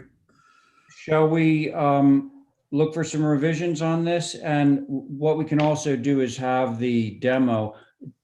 If I haven't mentioned that I like the idea of incorporating that front facade into I did say that. Okay. The motion would be for revisions, and we can have a motion to track the demo of the existing with the proposed. Yeah, sure. You're right. What were you going to say, bud? I was just going to say that if the consensus from the board is that to integrate the use of it, I would probably withdraw the demo, but I'll probably just wait to do that through staff so I don't waste any more time with the board. Yeah, we'll see which way it goes. I would keep it on for now. Sure. Anyway, can somebody give me a motion? I will, Mr. Chair. Thank That's you. my motion. Okay, so the motion is for revisions and to have the demo track the new proposal. So Abby, Aye. thank you, Stephen, Aye. Val, Aye. chairs in favor, motion carries. Okay, so that's 10 Beach Street. Moving along now to 287 Hummock Pond. I can get started whenever you like. Mr. Chair. Everybody is on this one. Yep. All 5 people. I can start whenever you prefer. Yeah, Mr. go Chair. ahead. Thank you. Ready. Okay, so basically, as you recall, this is taking a structure off it's in a precarious position where it's got to be moved. You approved the move/demolition of the existing structure. And so the idea is to move the structure out of danger, put it down, and then do an addition to it. The majority of the comments were about the fenestration and the over fenestration. And so we've minimized that and unganged as many windows as we can. We are dealing with an existing portion of a structure that does have a series of ganged windows. And so we tried to emulate that same style. So where we had triple ganged, we've eliminated that and tried to emulate some of the existing fenestration. So it's a little bit more conducive.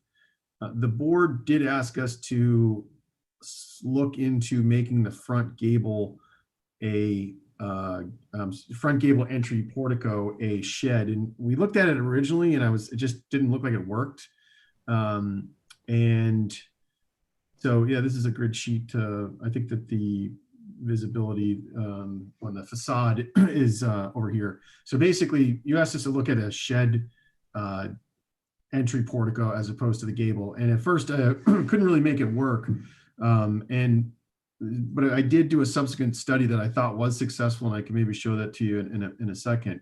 But a couple things. One is we looked at a couple different options where we actually stepped the roof massing down and, I think some of the comments were to uncomplicated. We looked at a version where this was just a straight gable and there wasn't a break, and it actually made it look longer and more predominant. We also looked at a version where there was a gable forward, and in both instances, the feedback we all received both from the owner and just internally was that those two options just kind of made the house look like this bigger structure. And so the idea was that this kind of break was a little bit more, quote unquote, beachy, kind of simple, like where all the eaves are facing forward, and it's a little bit more authentic in terms of its like existing versus the addition. And so what I was going to see if we did do a perspective that omitted this front gable, because I think that's the part that I think a lot of the board members were not feeling.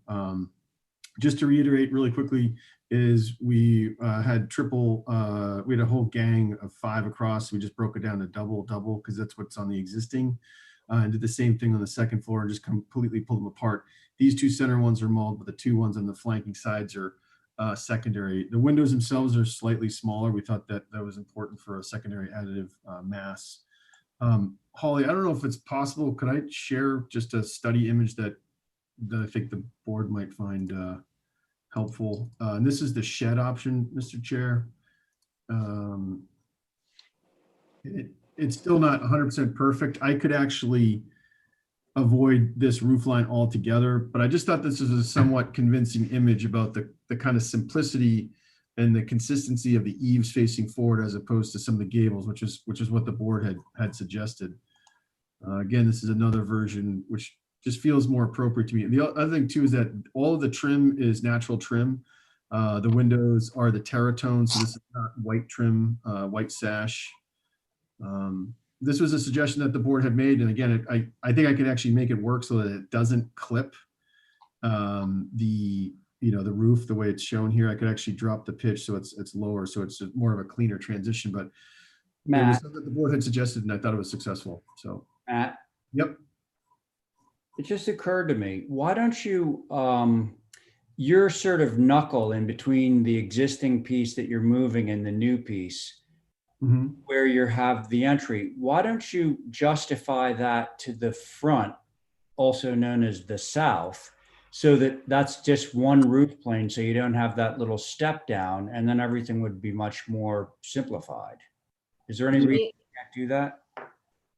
And this is like taking this and going straight across? No. Oh gosh, how do I do that? The porch, something to marry it so that it doesn't look like such a little connector. Okay, so it looks like the front door is getting squashed between 2 large masses. Right. I think that was a view that everybody on the board had, and I certainly have that opinion of it. But see, okay, stop. There you go. Okay, so we see the little single dorm, the little tiny single dormer over the front door. What if you took that entire roof and pulled it forward so that it was in line with the roofs on either side of it? Then everything's simple. You don't have that little, it doesn't look like it's, nope, nope, nope. Now you've just widened that thing. I want the step down so it's not a continuous roof. I just want you to pull it forward. So Oh, that, Drop the dormer down. So it goes like that, but then, but then you don't have all that trim line and the roof over the front. Exactly. That all goes away. That's right. That's right. Yeah. And then remove that line underneath the dormer. Yeah, yeah, kind of like that. I mean, I just wonder. That's all. I don't, again, if the rest of the board. It's a simpler form. Yeah. Anyway. Just a Yeah, I thought. like that. I like that suggestion. And if you could make the front porch slightly larger Yes. Yeah, across something. yeah, Well- another foot on either side, that would be, No, even all the way across or something on the addition. At least taking into to account those windows out to the right. Yeah. Yeah, there you go. There you go. Yeah. Well, anyway, so All right.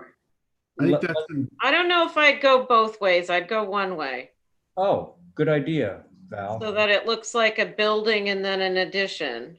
Matt, can you Yeah. label that Exhibit A so we can approve this thing? sure. Sure. I'm all for As that. long as we're on that, Matt. So take it so that you can add another column to a third. There you go. Your third column right there. Oh, look how pretty that is. That's it. And separate those two windows. The two that just got porch over them. Diane? Yes, yes. But everything else is ganged, so that would look, That's what, these are all like two. No, there's a single window on the other side of the front door that's not under the porch. But you've got too many mulled windows all over the front, and that makes that porch too heavy. Just put one window in the middle. Well, I appreciate this feedback. This is really great. Is it, I'd love to get this on paper and get it back to you if that's okay, just so, and I also, some of these changes are, I just want to make sure that the owner is okay with them as well. So, but if I okay, can, motion to hold for revisions. Let's go. All right. thank you all very much. All right. So let's see our board. On that motion, Diane. Aye. Thank you. Abby, Aye. Stephen, Aye. and Val. Aye. Chairs in favor, motion carries. So that's the house. And what were we doing with that garage, Matt? He's moving it. Yeah, Is we're that- moving it. You're just moving it? No, sorry, we're not just moving it. We're moving it and making a number of fenestration changes to it. In the interest of, Just the garage? you have not discussed it yet. It's been tracking. In the interest of expediting, I'm fine to put it on to the next agenda if you think that's. I'm Any gonna- comments on it? I think less windows is better. I agree. Me too. Okay. All right, so Matt, Motion to hold for revisions. yeah, so you. reduce the amount of fenestration. I think that's the name of the game here. Okay, so that's the motion is to hold for this for some revisions. Stephen, Aye. thank you. Abby, Aye. thank you. Diane, Aye. Val, Aye. chairs in favor, motion carries. Okay, Thank you. that's it for you for now, Matt. We'll be back maybe later, I guess, huh? I think so. Yeah, I think so. Thank you for your time. I really appreciate it. Okay, thanks. See you later. Now we have Joseph Topham on deck, hopefully. And Diane, you are chairing these two applications for Joe. Okay. Okay? I'm gonna mute. Oh, Joe. Hello, how are you, Dan? Hello, Joe. Hello, Rain. Welcome back. So what do you want to start with? So this is, again, the move off from 15 Beach Street, the little cottage, and then we're gonna move it to 9 Beach Street. And once it gets onto 9 Beach Street, we're gonna rotate it 90 degrees. So I did meet on Beach Street, I did meet with Abby Camp, and I think she liked what was going on. So I think you've all seen this before. We're just waiting for a view. Do we have anything from SAB? Madam Chair, not since they met back in the 10th, I think it was, of August. Yeah. So no, not since then. You all have looked at it and wanted the view in addition. So there's nothing additional to submit or to provide to you. Okay, so Joe, anything new or tell us, so remind people what you said last time. So the only thing we did do is, I don't know, Holly, if you want to bring up the Photoshop rendering I did. That kind of shows the way the cottage at 15 Beach Street will look at 9 Beach Street on that lot. Yeah. And how the existing vegetation will not be disrupted. And I think that's a critical point.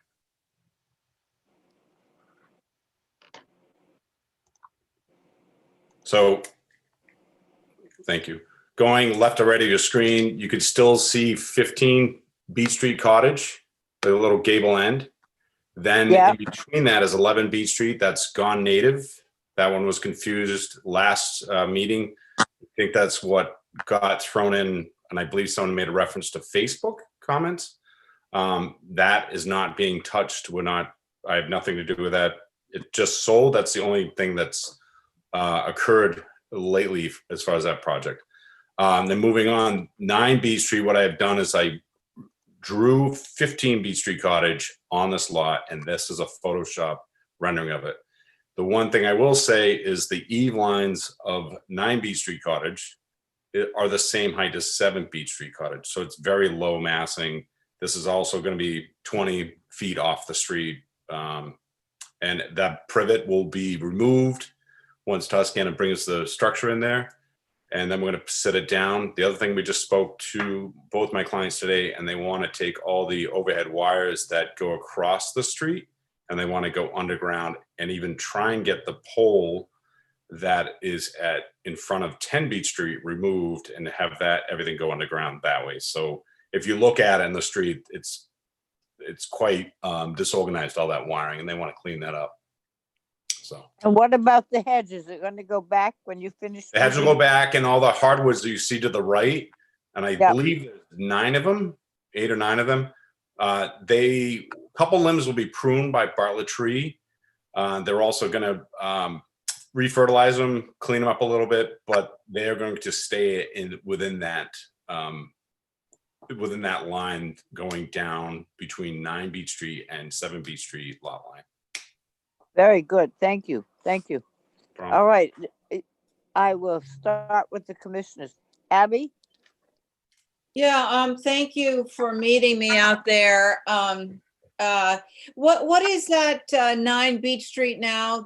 There's nothing there? There's no a small building little there? shed. There's just a little shed, and I'm just trying to find where it's going to go before I can put in an application. So there was a structure where It's a small little zoning shed. where 15 is going? Yes. Well, we're either trying to find some place where it can go or gift it to some organization that would need a shed. I mean, last one I did, the shed went to the Nantucket Lighthouse School. So I'm shuffling things around down there. I mean, it is starting to get a little filled in and cramped. I'm worried about the new structure that's going to take the place of 15. So I want it to all, move it. They're moving parts here, and I want it all to settle and look like Codfish Park again. So, it's like shuffling a deck and wanting to end up still with 52 cards. Can I just answer that question really quickly? Just give you an update? Sure. Sure. I mean, right now, while I was waiting to be heard, I was working on the second floor plan, just working on a closet space. So I'm hoping by next week, I will have that design submitted to you all so you can see it. We're really down to the last final pieces. Met with my client Saturday. We made some minor little tweaks, and I've been Well, drafting. that would really help the board to imagine how all this shuffling is going to end up. I don't know if we want to wait until next week to see that, to see how this is all going to shake out. Well, the only thing I want to do is I need to get on Toscana's move list, and I can't do that without a building permit. So, but what I am going to do is, regardless, is I'm going to do what I did here, is I'm going to do a Photoshop of the entire street. If I can get far enough back and I can piece it all together, I Yeah. will show you from, the corner of Beach Street. I'll show you the entire Beach Street, streetscape. All right. So, well, I don't want to take up all the time. I want to hear what other people have to say. So, I'm just going to hold my thoughts for now. Okay. Stephen? Thanks, Madam Chair. Couple quick comments. Joe, really appreciate the changes. Made a big difference. No, I'm just joking. It looks fine. I have no concerns with this. I have no concerns with moving forward with this for one reason, and that is that this isn't an historic structure. So I would suggest that we consider that. If this were an historic structure, I would not want to be necessarily approving it and moving forward with a move.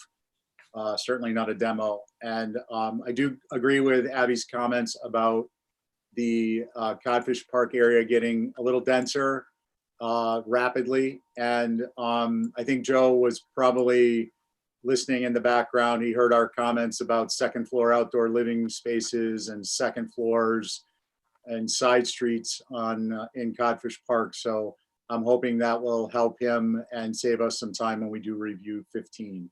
So I'm good with it. And those are my comments. Thanks, Madam Chair. Okay, well, if you're good with it to that point, can we get a motion and see whether it carries? Sure. So I would make a motion to approve as submitted. Okay. Abby? Well, I'm still a little bit on the fence. Are we the only 3 people on it? Yeah. Oh, wow. So, I was Yeah. kind of hoping Ray had read back into the meeting, but apparently not. yeah, I'm not completely comfortable with this, so I'm going to abstain at this moment. I mean, I don't think that's going to work. All right, yes, it will, Joe, because I approve it. Okay. I will say aye, because I looked into people on the 15, and the ones I talked to out there did not have, with the exception of one person, did not have a hate for moving 15 to 9 because 9 was open and you're not losing the building. We're moving it down. It's not a historic building, right? Correct. So I will say aye. So that gives it 2-1. Okay. That's fine. Okay, Steve? Yeah, I'm an aye. Sorry, I'm just mumbling to myself looking at the agenda. Don't look at the agenda. It's only going to make you sad. Okay, so that is good. I think that's, now I turn it over to, we've Thank got you, move everyone. off 9 Beach Street and move on from 15 Beach. That's, so it's the same sort of thing. We'll come back to you. We're moving the same thing over. Right. So So, Matt, It's kind of a two for like one. a motion, I'll make a motion. okay, So a motion to approve the move on from 15 Beach Street. fine. All right. So, Abby, And yeah, I'll abstain because I abstained from the other one. So, okay, well, I will approve because, You're not opposed to it, Abby. You just, yeah, no, I'm just, I'm uncertain. And so I don't want to take a stand on it. okay, so you got two and one abstaining. Okay. Okay, Joe, yes, thank you. go make your appointment. Thank you. Bye. Thank you. Okay. Bye-bye. Thank you, Diane. And now that concludes our old business section. We're on to new business. First thing up on new business, and of course, we're all on new business unless you have a conflict. First thing up is 5 New Lane Solar. Anyone from Cotuit Solar on? I'm here, Karen. Great. Okay. Hi, Karen. Okay. Okay. So 5 New Lane, the owner is sensitive at the historic district, and he wants to do his part environmentally for the good of the island. So the panels are all concealed from public view on the rear dormer, and the secondary mast, which is the 1-story gable roofed bump out in the back. There's panels on the north and south facing roofs of that bump out on the, as you look on the right side, it's on the side of the house. And the panels facing south are integral to this system. They're blocked road view by vegetation. I was in the HSAB meeting today, concerned that when the leaves are bare, and I think in that next sheet down, you can see the view from the road. No, maybe further down. I don't know. But leaves are bare. No, up. Sorry. A couple up. They're worried right there. They're worried that you will see it. So the owner is open to doing whatever needs to happen vegetation wise to ensure that it won't be visible if we get bare and you can see through that. Okay. Can we see the document that has, yeah, here you go. That's it. All right. So you have this rather large one that's sitting on top of the dormer. You have one that's clearly like it's facing back to Woodbury Lane. So I don't believe anybody's going to see that. And then you have this one that faces sort of towards New Lane. That's the one that they were having an issue with. The southern one, it's the one in the middle on that sheet you're looking at. No, Big one. that's the dormer. Yeah, that's the dormer. So That's the dormer, not that. No, It's the one south. it's facing south, right there. yeah, that one. Mhm. So that is a roof plane that sort of obliquely faces New Lane, so I can understand their concern, and it looks like an apple tree is screening it right now. Board members. What happens if they skip that? I think that Karen said that they need that. They would like to have that. Well, yeah. Well, in other words, needing means that you have to put a certain number of these on, otherwise it just doesn't make sense to do them at all. But so. I understand that. Yeah. But we have certain rules that were set up by the commissioners on the HTC that said we shouldn't have this. And yet every time they come to us with a problem. I think solar panels are good. I wish I could put them on my house, but I can't. But if we have a rule that says you can't have it if it's visible, and you know an apple tree is going to lose its leaves in October and they won't be back until May, then that panel becomes visible. And I don't know, we're going to be overrun by cedar trees in 5 years from now because everything is hidden by cedar trees.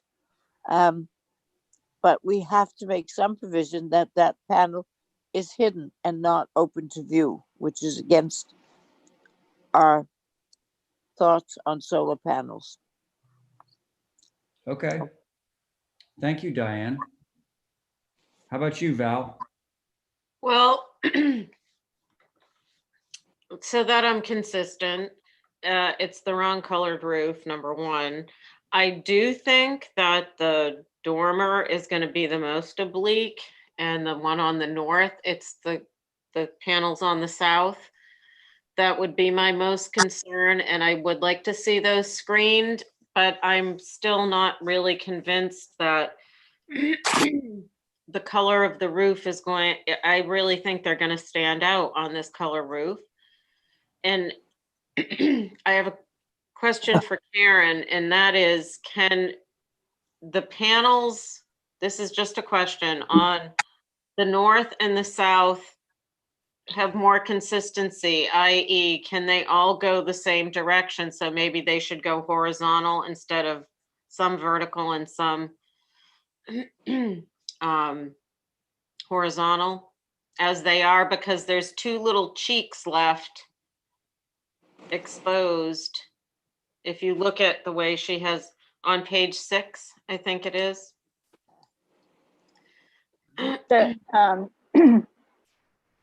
We were trying to fit as many as possible in because there's not much roof space that's not visible. And in order to get those 6 on there, I had to put some portraits, some landscapes. I could probably put another one that's landscape, but it will stick over the edge because it won't fit in perfectly. I'm surprised that with all this push for solar, because everybody seems to think it's so great, that there isn't more Innovation. well, like sizes and colors and things like that, if you want to convince people in a historic area to try and use these. But thank you for answering that. Did you get the answer of the color of the roof, Val? No, the roof is gray and the panels can't go in the same direction. Well, it says in our rules and regulations they have to be black. So there you are. Abby. Yeah, I don't see why everybody's concerned about the back. I think that whole, was it 15 panels on the large portion of the roof in the back is going to be, if they're worried about the ones on the smaller roofs, take a look at the big panels. You can see them right through from the road on a gray roof. So, Well, so just to be clear on that one, those panels are going on that dormer. you see the 3 arrows in the upper right hand? Yeah. Yep. And the first one, as you come around the corner, you're going to be looking right at that. Well, that's what that photograph right underneath of that, the blue arrow. Yeah. So you're looking at the side of the dormer. You're not looking at the roof of the dormer. See what I mean? Yeah. Okay. So yeah. All right. So the panel is on top of the dormer. On top of the dormer. Yeah. Yeah. It's hard to see in that's a dormer at The all. only thing that would tell you at all that was a dormer is that little triangle of black, which is the shadow of the dormer on the roof below it. That's right. It's the only thing that would tell you that. Right. Okay. Hey, this was probably on the View, right? Yeah. Because I didn't get a chance to see it, and in order to make a really fair assessment, I'd have to go view it, and I did not. So I'm sorry about that. Okay. Stephen. Thanks, Mr. Chair. Given the information Karen's presented, I also would like to do a follow-up view. Well, sounds like that we should do that before we discount it for sure. Mr. Chair, I wasn't able to let you all know, but the HSAB did mention about having a view for this and also what other options would be available. I'm sure Karen has thought through the options. Okay, so do we want to do a view on this? Yeah, I think I'll go out right now if you don't mind. No, tomorrow, after the meeting, you can go out. Oh, okay. Make a motion to hold for a viewing. Thank you very much, Diane. Abby, Aye. Val, Aye. Stephen, Aye. Val. I said aye. Oh, I'm sorry, Diane. Aye. And chairs in favor, motion carried. Mr. Chair, Yes, if I may, is that a view, no revisions, right? no revisions. Okay. I mean, if she wants to do revisions of some kind, she's welcome to. I could put her at the top of the new business agenda as a view only for the 15th. Oh, yeah. So Kathy, to that point, Yeah. so, right. I'm supposed to mention, folks, whenever we do a view, we're supposed to mention that it will go to the next, to the beginning of the agenda of the following week. Okay? Of old business. Okay. So that's that. We took the vote. Now, Okay. 9 Kendrick. Okay, 9 Kendrick, Tom Nevers. The roof faces away from the road, but even if it didn't, you can't even see the house from the road. There's a twisty driveway and the vegetation is so high that you can't see the house. The panels are not even close to being visible from the road. Okay.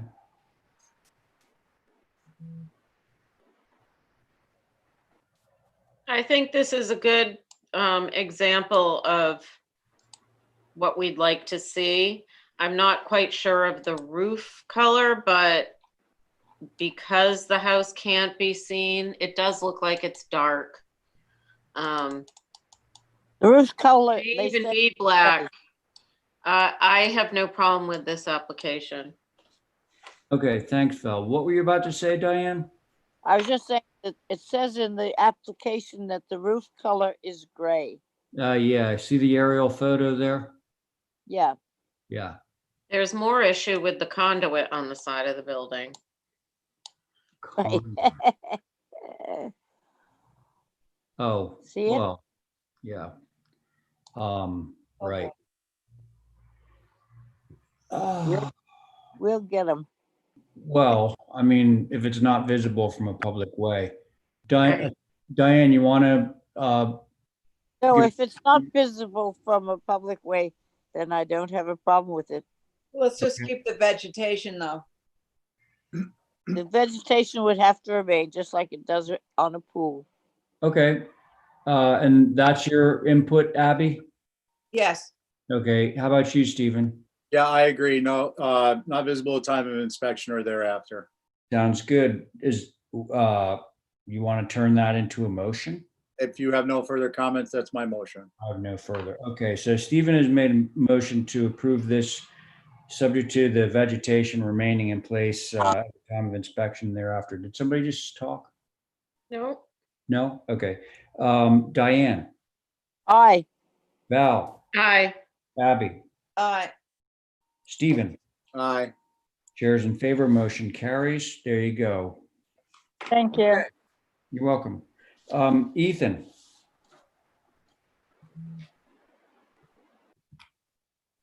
EMDA. Ethan. Oh, there he is. I think he might have just come on. Yep.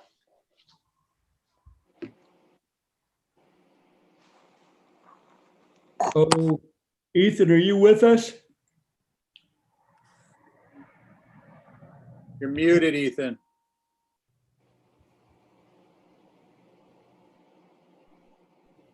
Still muted. Hey, unmute yourself, Yeah, bud. I just did, sorry. Okay. The otherwise immutable Ethan. Aye. Aye. Let's roll. Come on. Okay. So can we zoom in on that locust plan so we can see where this is? Well, yeah, there we go. The new lane. Oh, yeah, yeah. Okay, right. Okay. This is for, oh, a new dwelling. All right.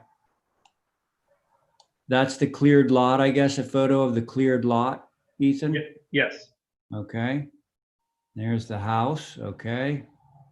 All right, let's take a look.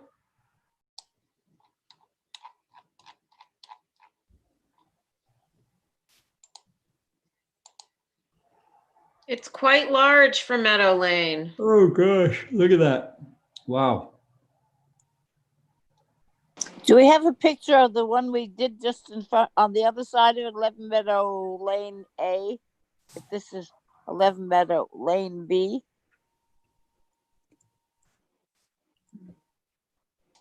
I submitted pictures of other houses on the street that look like this. Not the Oh, one next well, let's door. take a look at that. Let's take a look at those. The one next door is a gable forward. Yeah. Yeah. Ah, there we go. Okay. So tell us where that is, Ethan. So that is across the street. I don't know the address. Okay, and then That one is, if you keep going down, there's number 1 is at the bottom, 1 Meadow Lane, and this one is also kind of across the street on the other side. okay, And the bottom one is number 1 Meadow. That one. this one right here. Yeah. Okay. Yeah, that's significantly less wide though.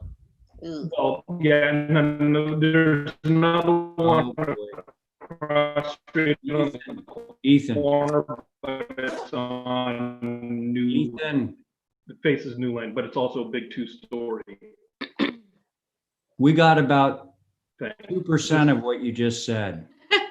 There was like a quaalude moment in there. Yeah. Could you try that again? My Your- internet connection is Yeah, your connection slowed and you were talking. Yeah, no, I know that seems to, it says it's working now. Okay, let's try and continue here. Oh, yeah. Okay. Well, I guess it's sort of, I have some comments, Mr. Chair. what did you say, Val? I said I have some comments for Oh, Ethan. go for it. Yeah, because I think So Ethan, I think what's working against you on this a little bit is that the eave lines are all the same height. The building that you showed us that might have the same width has some descending forms to it that sort of build itself down to 1 story. The other thing that, and it may just be because we're looking at it flat on, is the little piece coming forward of the main section of the house. If that was like had a porch in front of it or something, it may not be as so much of a anomaly. There we go. And in terms of the back, I don't really know I'm gonna have to look for a bigger one. Hey, Ethan, stop talking.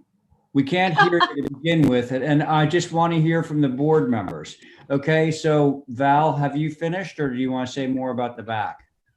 I don't know what I can see in the back, so for right now, that's fine. I think he needs to just graduate the forms, and that would help mitigate the feeling that it's so large.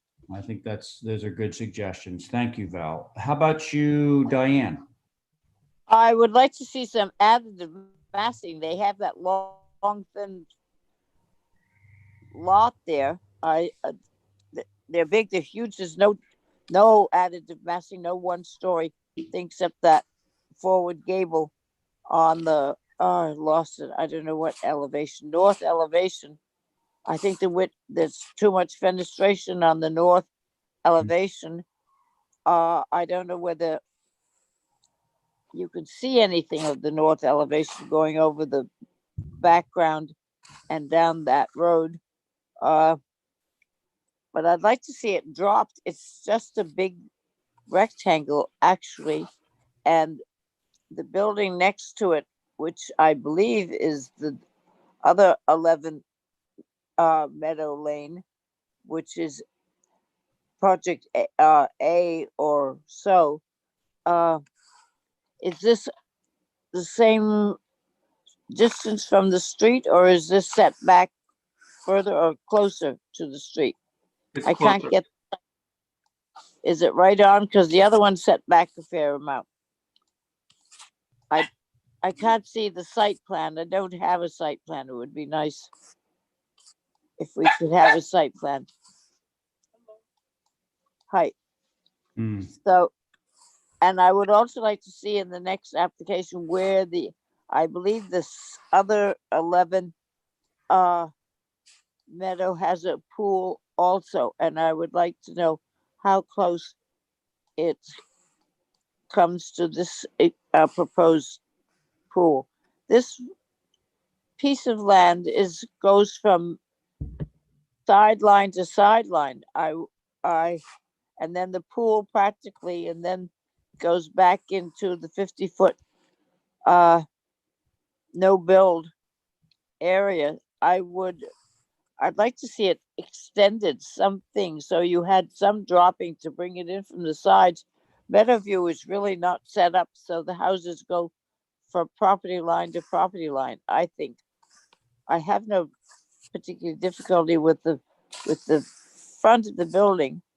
My two things are there are too many windows in the north fenestration, and the house has no additive massing as such, and it goes from property line to property line, and I would like to see that made smaller. Okay. Thank you, Diane. Abby. Yeah, I agree with what's been said. I think the addition to the left, the massing to the left should actually turn into telescoping out the back instead of going on the left there. I don't think it's adding. I think the traditional sort of federal style house is okay, but it's too tall for the neighborhood. So I would keep that main massing, bring it down and telescope it off the back. I agree. If I bring up Meadow Lane in I can't see a lot of houses that are close together. Thank you. Thank you, Abby. Stephen. Yeah, I don't think there's much more to be said. Ethan, I will say, sorry you're having these problems with your internet connection, but it's a nice enough design. It is wide, and I think your east elevation shows part of the problem is the depth of the gable is what's pushing your height up so high from the front elevation. So with the other comments in mind, I'm definitely towards revisions. Thank you, Stephen. So I agree with everything that's been said, and I'd underscore the following. Moving it further away from the road, push it further back so that it's in line with the other houses. Very boxy. I do not like the left-hand side, this appendage that is going forward of the 5-bay gable. That should be pushed back. Those are my main concerns. Thank you. So do we want to? I'll make a motion to hold for revisions. Thank you very much, Diane. Abby. Val. Aye. Thank you. Aye. There's Abby. Stephen. Aye. Diane. Aye. Here in favor, motion carries. Okay, thanks, Ethan. Is he still there? Ethan? I don't Thanks. know. Okay, now we're moving along to 212 Pulpus Road, Old Redgate LP. Is Will Stevens on? He is. Okay, very good. Hi, Will. Hey, nice to see y'all. Yeah, you too. Well, welcome to the HTC. I have to say, this is my first Zoom HTC meeting, and you guys are doing a phenomenal job of overcoming a difficult This is a pretty tough format for you guys. Say the least. Oh, that's an understatement. I can't believe you guys are working through. So thank you. Since April. Yeah. Causes you to drink heavily. Oh. Okay, so Will, we have your information up on the screen. Great. Want to just give us an overview? You have three things here. One is a renovation, which I believe we're reviewing first. So this is an application for one property. The other two are a separate property, but it's the same owner, but they're. Oh, I see. Okay, yeah, 212. Okay. So this is a like 1950s kind of building that is in really deplorable condition. Actually, it's been empty for about 15 years. But so we're just trying to. It's got some like truncated roof lines, and it's for some clear story, and we're just trying to bring it into a more in line with building with Nantucket in mind specifically, so closing up the open roof lines, putting in more appropriate fenestration, and trying to close up. There was a lot of large open decks, so we've actually expanded the deck area, but by adding a parapet wall, trying to make it look a little less planar like it was before. So this is not visible from any road. The north elevation is visible from the harbor, but that's the only place the public can see. But if you scroll down to the pictures of what it looked like, it's fairly unattractive.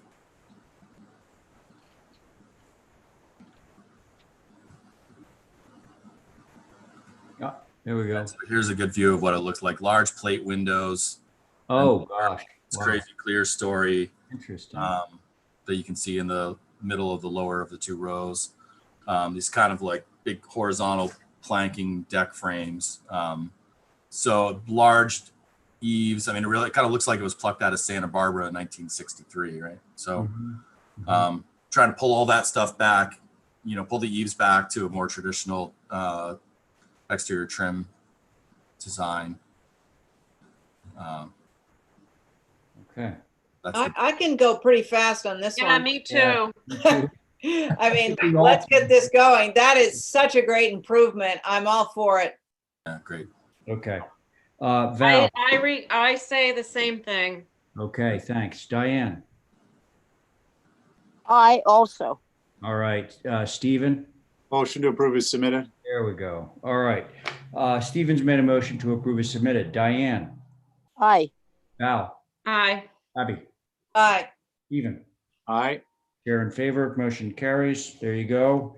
That's item number one. Now we'll move next door to 214. Excellent. Okay, so the 214, there's two. The first application is to demolish the existing house, and then the second application is for the replacement for that. I will say in almost 30 years now of building, this house is the first house that I walked into and said it should just be torn down. It is the first time I've ever done that. It's pretty ugly. You could fix a lot of ugly, but there's a lot of it's been added onto in some pretty poor ways. There's slab conditions that are inside the building, coming out of the building. It's essentially a moldatorium, and there's not really, even as a passive house builder, there's no way I can't do anything with this building to make it a healthy living environment. And since it's not particularly interesting visually either, and it's also, I think, 1970s, I forget what year it was started. Not particularly historic interest. My recommendation to the client was just to tear it down and start again. Okay. Holly, do we have anything on this that you want to say? I just looked at the NHL and it says 1979. So I agree with Will on this one. Okay. Yeah, let's move this one along All right. too. I mean, sorry, personally, I think it's I'm, what do you want to do? Demolish it, move it, what?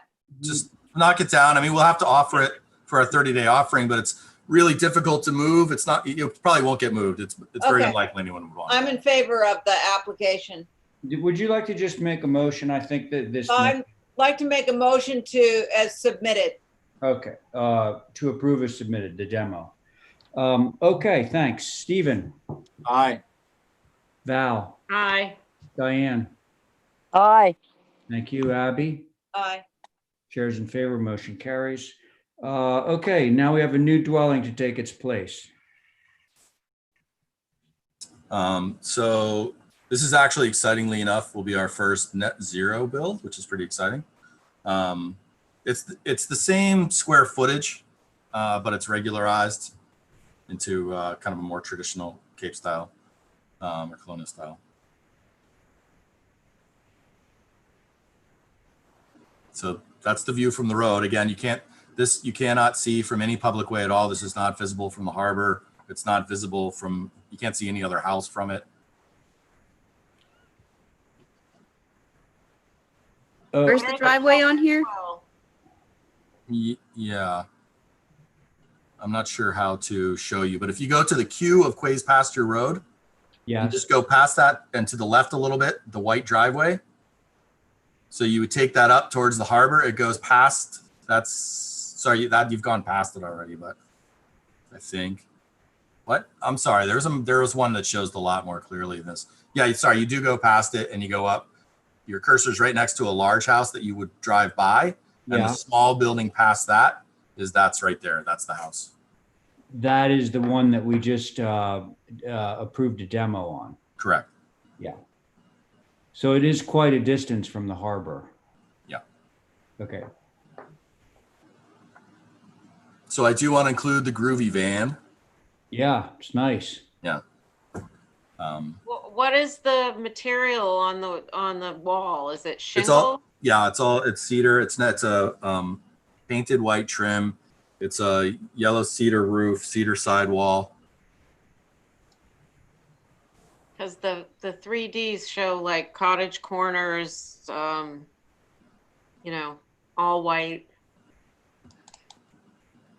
Yes. Let's take a look at the elevation, see what they have to say. Oh, Cottage corners, cool. yeah. Oh, gosh. It's intended to have corner boards. I'm sorry that isn't drawn in, but. Well, that's fine. I mean, the fact that it's not visible from anywhere. So, yeah, it's listed on the application for 1x6 corner boards, 1x6, 1x8 rake with a 1x2 shadow board is what it was. Okay. Pretty Can we regular. see the other two elevations just so that or maybe we already have. There. There it is. Yeah. I would make a motion to approve this, Mr. Chair. I would be in favor of that motion, sure. Let's see how it goes. So Val has just made a motion. What? I'm sorry, Diane. Could I just go. ask you a question? Yeah. Will, if you're going to take this down and you know it's going to be chopping up, can you do it with removing the least amount of trees and vegetation out there? We don't have to remove any vegetation. That's part of the why we're doing it the way we're doing it. Because we're right. There's some really beautiful live oaks up back there and some beach. It's a really gorgeous location. I mean, it's buried in woods that I really didn't know were really still here, to be honest with you. It's gorgeous back there. Right. I've been through those woods some years ago, but they're perfectly beautiful. So it would be very nice to have them. Happy to take you through a drive drive with you through them again. It hasn't gotten any less pretty, I promise. It's beautiful. Oh, good. Thank you. Yeah. Okay, so there is a motion on the table to approve this as submitted. Abby. She's muted. Stephen. Aye. Oh, Abby's in favor. Stephen. Aye. Thank you. Diane. Aye. Thank you, Val. Aye. Chairs in favor, motion carries. Will, that was nice and quick. I'm going to go buy a lottery ticket. Thanks, guys. Yeah, wish they were all that way. Thanks. Good night. Sophie is up at 20 Sherburne Turnpike.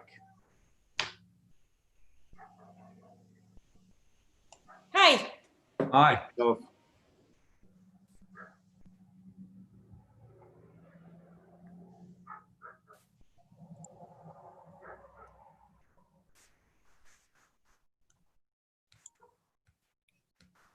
Okay. Okay, dokie, dokie, dokie.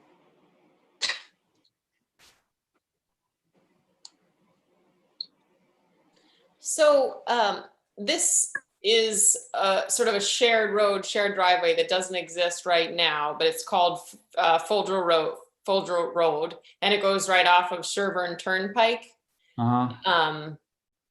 So if you guys can see on the locust map, there was a large house there that you guys approved being demolished. And so this is now what will be the rear half of that original parcel. Oh, so they subdivided it. Yes. Okay. So, Sophie. Oh, I see. They will take that paper road and that will become the access. Got it. Correct. Yeah. So this won't be visible from Sherburne Turnpike. It will be, that road will only serve this house from what I understand. So it's visible once you drive down that road, but it won't be paved. Okay.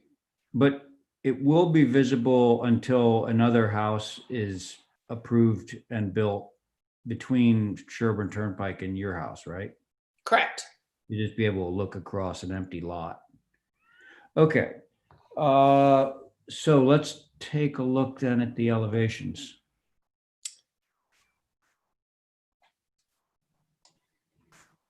North.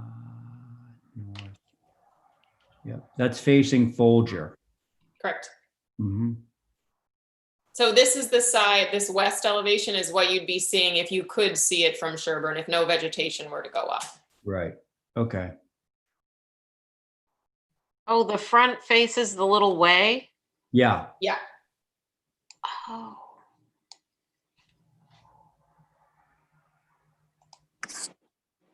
And nobody's going to see that. Maybe possibly from Hamlin.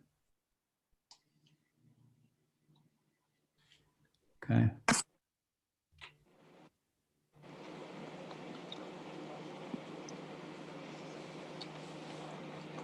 How tall is it, Soph? Just over 28 feet. Okay. Thank you. It's 1865 on the ground. Okay. Great. Okay. Anybody want to start? I will. Thank you. I have no concerns with this. I did have a concern with the little transom dormer over the living room, but now that I understand it's facing the way. Correct. And what's actually facing the road is west. That's right. Good. It looks like every other house up there. Yeah. Okay, Val, thank you. Abby. I wish the main massing was a little larger. It's not a rocket ship, but it seems a little vertical to me. If there's any way we could reduce that verticality, make it the same, maybe as the other side. There's something about it that, there's something about the proportions here that are, it's hitting me sideways.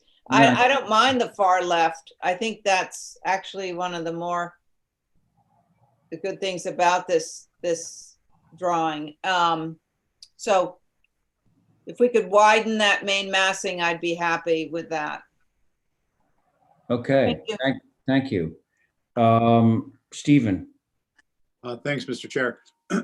So I think it's a well-designed structure. Proportions are good. Another foot on the width of the main mast would be good. I do get Abby's comment. On the other hand, this does not go, which I very much appreciate, lot line to lot line. There's some really decent setbacks, and I think that it's a nice touch. Thank you. Thanks, Stephen. Diane. I agree with that it doesn't go from lot line to lot line. Maybe if the center came down a foot, it would smooth out because I appreciate the 1 story and the 2 stories, but if we just, maybe she could drop that roof line by a foot and it would fit in better. It wouldn't be such a gap between the 2 side ones and the center. Okay, thanks, Diane.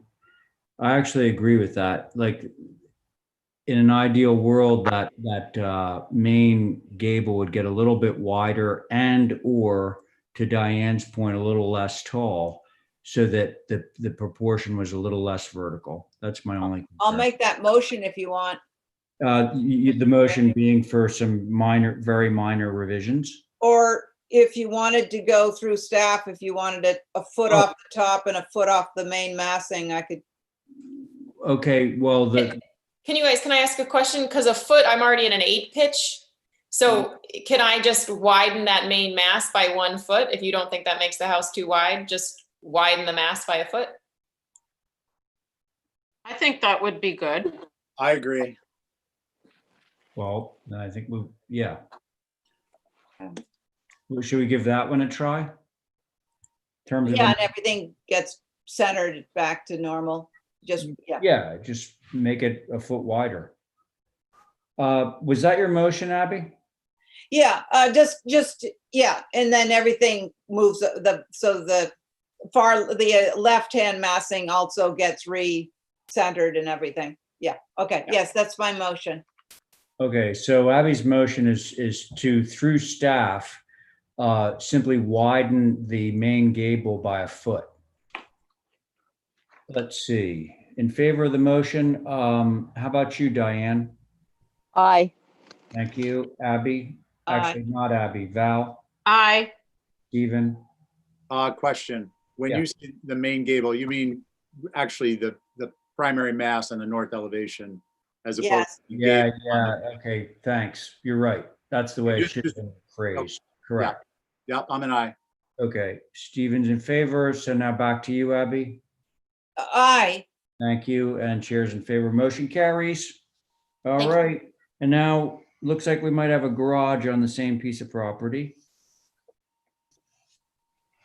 After this, I'm gonna step out and feed the dog for a second and take it out on a walk, if that's okay. Yep, that's fine. I So would this- motion to approve this as Oh, submitted. okay. Any comments? We have a motion on the table to approve as submitted. If there's no discussion, I can do a roll call on that. Roll Sound good? call. Okay, Stephen. Aye. All right. Val. Aye. Diane. Aye. Thank you. Abby. Aye. There's in favor. Carries. Thank you, guys. Thank Thanks. you. So Thanks, Soph. You made it easy. Yeah. Okay, so Abby, you're going to step out for a little while, right? She's muted. All right. Next up, 8 Wall Street. And either Kathy or Holly, I know that there was a letter from, at least one letter. I think maybe it was just one, but could we read that into the record? Yes, sir. I have that right here. Okay. And in addition, do we have any, is this Sconset? no, Cisco. Cisco? Mm-hmm. Okay, so the comments from Miss Susan Evans is the shed ridge line for my visual will be 30 feet across at 15 foot plus high with the slab. I'm at 6 Wall Street and look directly on to 8 Wall Street. We share the boundary line. My visual will be obstructed by this very large shed 30 foot across. It would be my hope that some common vegetation would be requested by the HDC. Thanks so much for this consideration. Okay, thanks. Let's take a look.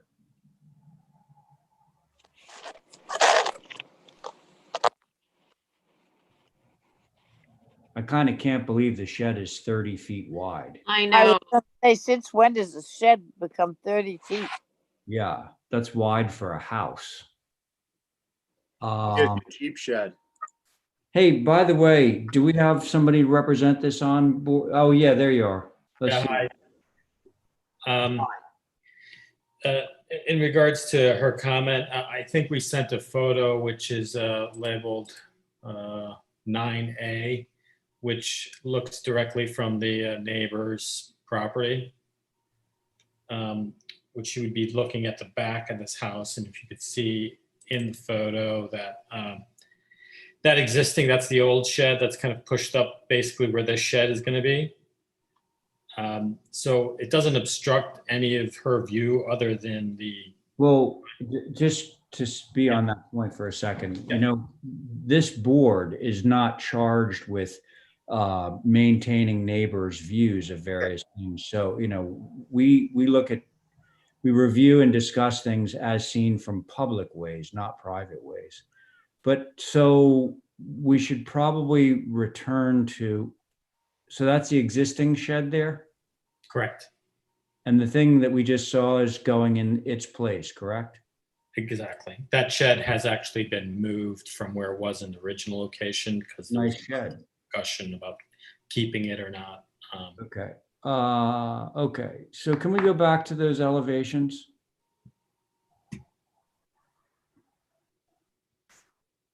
So how long is it really? 30. It's Oh, it 30. is?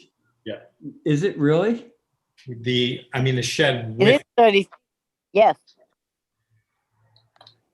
Mr. Chair, the 15 shed by with 30. the porches is 30 feet to the outside, not the actual enclosed area. Well, but still the roof is 30 feet long. And, you know, Right. regardless of what the neighbor has to say, that's fairly large. Wow. Okay. I have some suggestions. Yeah, Steve, go. Okay, so I just, one thing I'd like to say first is looking at the elevation, I think a concern I have is these secondary buildings are getting these high top plate type configurations. Yeah. The fascia. So this is at least 8 feet, and I think it should come down to 7'6". And then I would suggest that maybe either break these roof lines on the ends. Oh, I see. That's not going to be as simple because the front facade of the shed is inset. It's not as simple as the wings, the roof over the covered porch area could be lowered. Because if you look at the west elevation, it's inset. I guess it could still happen. Just to He could break. do a hip. Yeah, just break those break the ends, maybe with the hip. Holly, would you mind just scrolling to images of the existing structure? I didn't see a hip when I looked at it before. No, there's no hip. Yeah. Okay, well, it wasn't as simple as I'd hoped. Well, To follow up on that, Stephen's comment, I Mm. do think that maybe to keep it simple would be to, one, get rid of the dormer. I find these little small structures are starting to proliferate everywhere, and they don't have to be unnecessarily complicated, especially out there. So I would get rid of the dormer. It's unnecessary. And number two, maybe shifting the porch form to one side instead of two would A, make it more usable, and B, perhaps simplify it in that it could be perhaps just a pergola or something like that. And maybe you don't need the railing because that Why just do you- look more complicated too. Just simple, simple, simple. so, okay. Could I Okay, go? Diane, go ahead. I agree with that. I would get rid of the two sides. I'd get rid of the cross-bucked railings and the dormer and make it, if you got rid of those, a 30-foot building, I don't know, but I'd never heard it called a shed before. A shed is a shed, and the biggest I've come across is like 21. That's all together. It should be called, a secondary building. And get rid of the dormer as Val said, and make it as simple as possible. Take the crossbacks off, get rid of the 2 overhanging porches, and see what you come up with. Yeah, thanks, Diane. My views are very similar. I think that there's just too much going on here. Rafter tails, crossbuck railing, this porches on either side, the little dormer, the fact that it's very tall in relation to its width, etc. So I'd be in favor of just stripping it down, making it simpler, a simpler structure, and not as tall.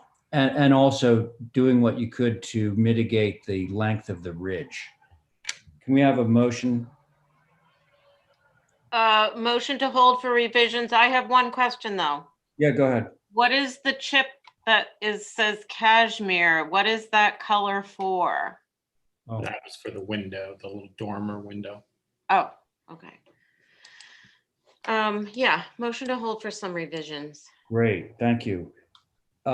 Diane, Excuse me, aye. thank you. Stephen, Aye. Val, Aye. chairs in favor, motion carries. Thank you. Hey, I just want to announce that John McLaughlin has joined us. What? Yes, Hi, John. It's, there he I is. just texted you that. Share his video, I mean, his audio is not Oh. on, no. Is he aware that it's off? Oh, I No, don't know.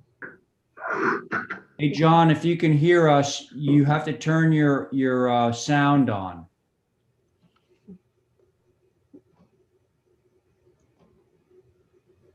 He doesn't have, I'm looking at it and he doesn't have the little red microphone with the strike through it. yeah, it doesn't. Maybe I can get NCTV to help him. What's that? Maybe I can get NCTV to help That him. would be great. I think, if you could call him up on the phone and walk him through it. Yeah, I'll work. John, if you can hear us, John, we're going to try and get your audio on. We're going to have the guy from the TV station call you. Okay. So next up is Ben with 24 Pilgrim Road. Hi, everybody. Hi, Hello, Ben.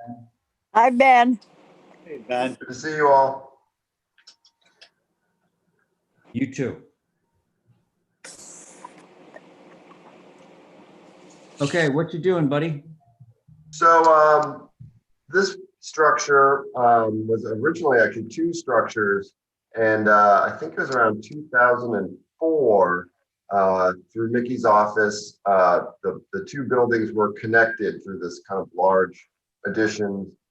It's probably the most rambling, multi-leveled, multi-gabled, dormered conglomeration of structures that I've seen in quite a long time.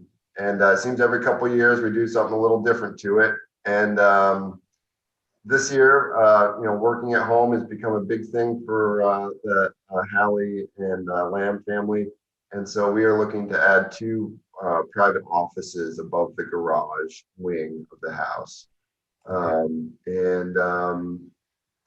The garage doors do face Pilgrim Road as built, and that doesn't change. It's really the roof line changes to create volume above the garage. And there it is. Okay. So you're taking that garage and you're going up and with a gable forward. Yep. Okay. Do we have any photographs of this, Ben? Yeah, you saw them in the very beginning of the presentation. I saw. There they are. Yep.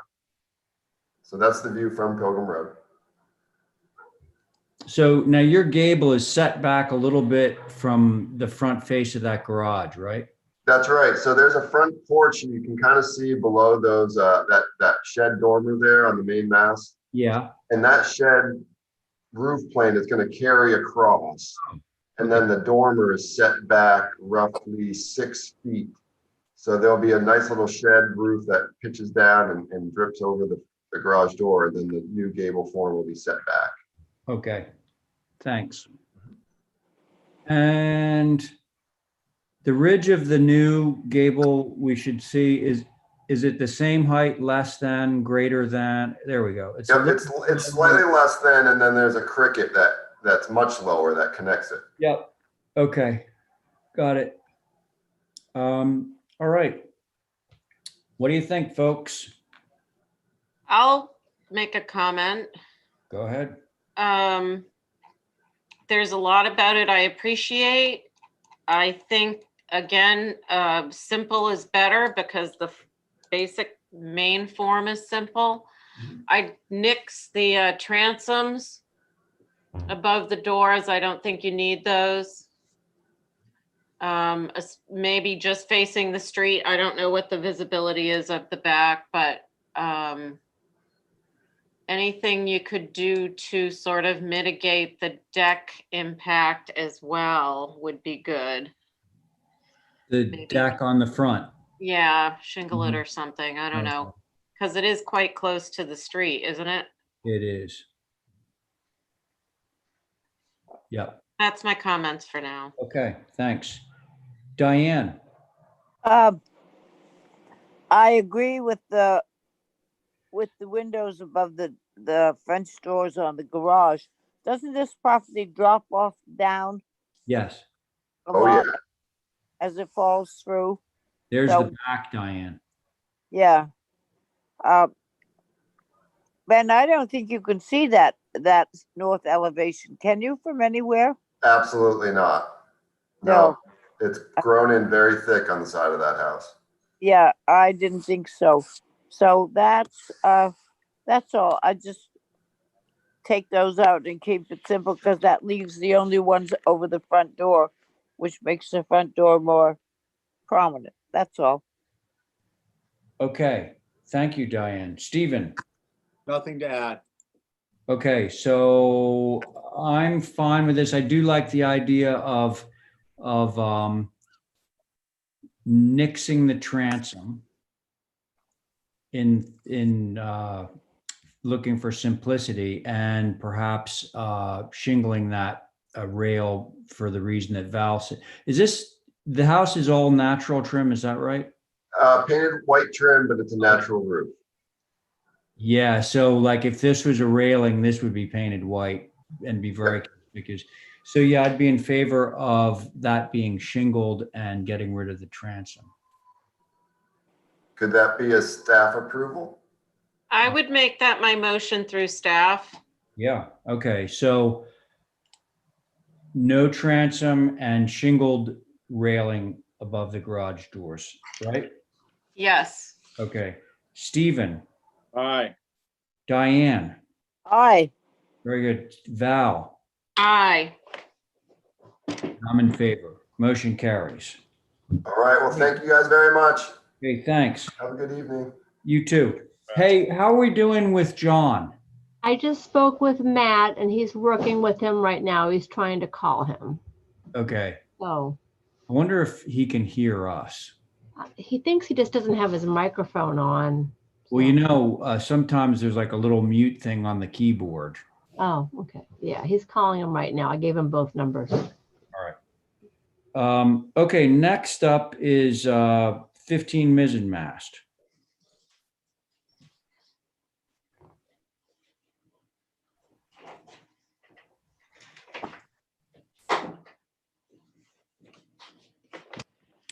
And do we have somebody to represent this? Yes. Yeah, you hear me? Oh, it's Dean. How you doing? It's Dean. How are you? All right. Good. Okay, so you want some brick patios, right? Yeah. I would Okay. love some. All right.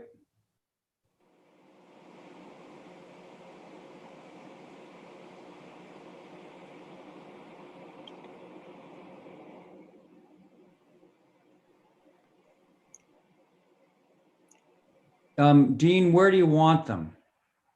Okay, so so right there, you see that? Well, wait. Hey, Dean. The retaining wall. Yes. No. Dean. Hello? Dean. Yes. Can you hear me? Can you hear me? You have bad reception. So I just wanted to know where they are. So it looks like you want to have one in the front and Correct. one in the back. Yes. Yes. Okay. Can we see a picture of the front of the house again, Holly? So, Dean, right now, if you can hear me, I thought it was going back where that deck is. In front of the deck. Yeah, in the front of the deck, it goes in line with the stone wall, and then and ends with the deck. And this is it. You just want a stone. Okay, now I see what you're talking about. Yeah, I got a curb, and then I got brick. Right. Now, so Dean, would you save those stairs? Are they wood stairs coming down onto a brick? Yeah, that's gonna, believe it or not, Ray, before I die, I'm hoping I'm gonna get those finished. Yeah, so it's gonna be all railings and, so it'd be nice to have that all brick right there, coming out in line with the stone wall and then returning to the deck. So it'd basically be in line with the stone wall and then return back to the deck at a right angle. Understood. Okay. And that would be all trimmed out nicely. It's all natural trim. I'm gonna get it done, I hope. Okay. Yeah, I know you. Well, okay. So, Stephen, what do you think? I don't have a concern with it. I'm a little confused though, because when I look at the site plan, Yeah. it shows the deck terminating at the front corner of the main structure. I know. See, that threw me off too, but it's actually what's No, labeled as brick patio is actually a deck. So, Right. So is that portion in the front there that's in yellow going to deck? that's right. That's where it's actually going. Okay, thank you. And you're okay with that? Yeah, sure. Okay. Val, Ditto. Diane. Okay, All right. Can somebody move it? Motion to approve is submitted. Thank you. Diane. hang Hang on a second, Dean. Oh, We can't hear you. You gotta have enough bandwidth or something. So, Diane. Oh, boy. hi. Diane's in. Stephen. Aye. Thank you, Val. Aye. And I'm in favor. Motion carries. So, Dean, if you can hear us, you're approved. You're Thank good to you. go. Okay. Okay, Thanks. Good night. thanks. Okay, bye. All right. Next up is 7 Hedge Road. Chairman, I have comments. Okay, very good.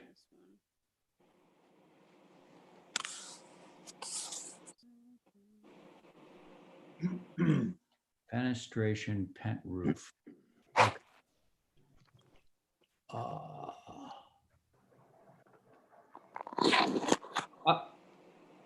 Okay.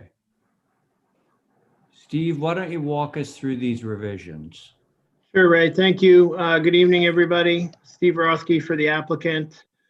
These are some, I think what's fair to call minor revisions to a previously approved cottage design that you've already seen.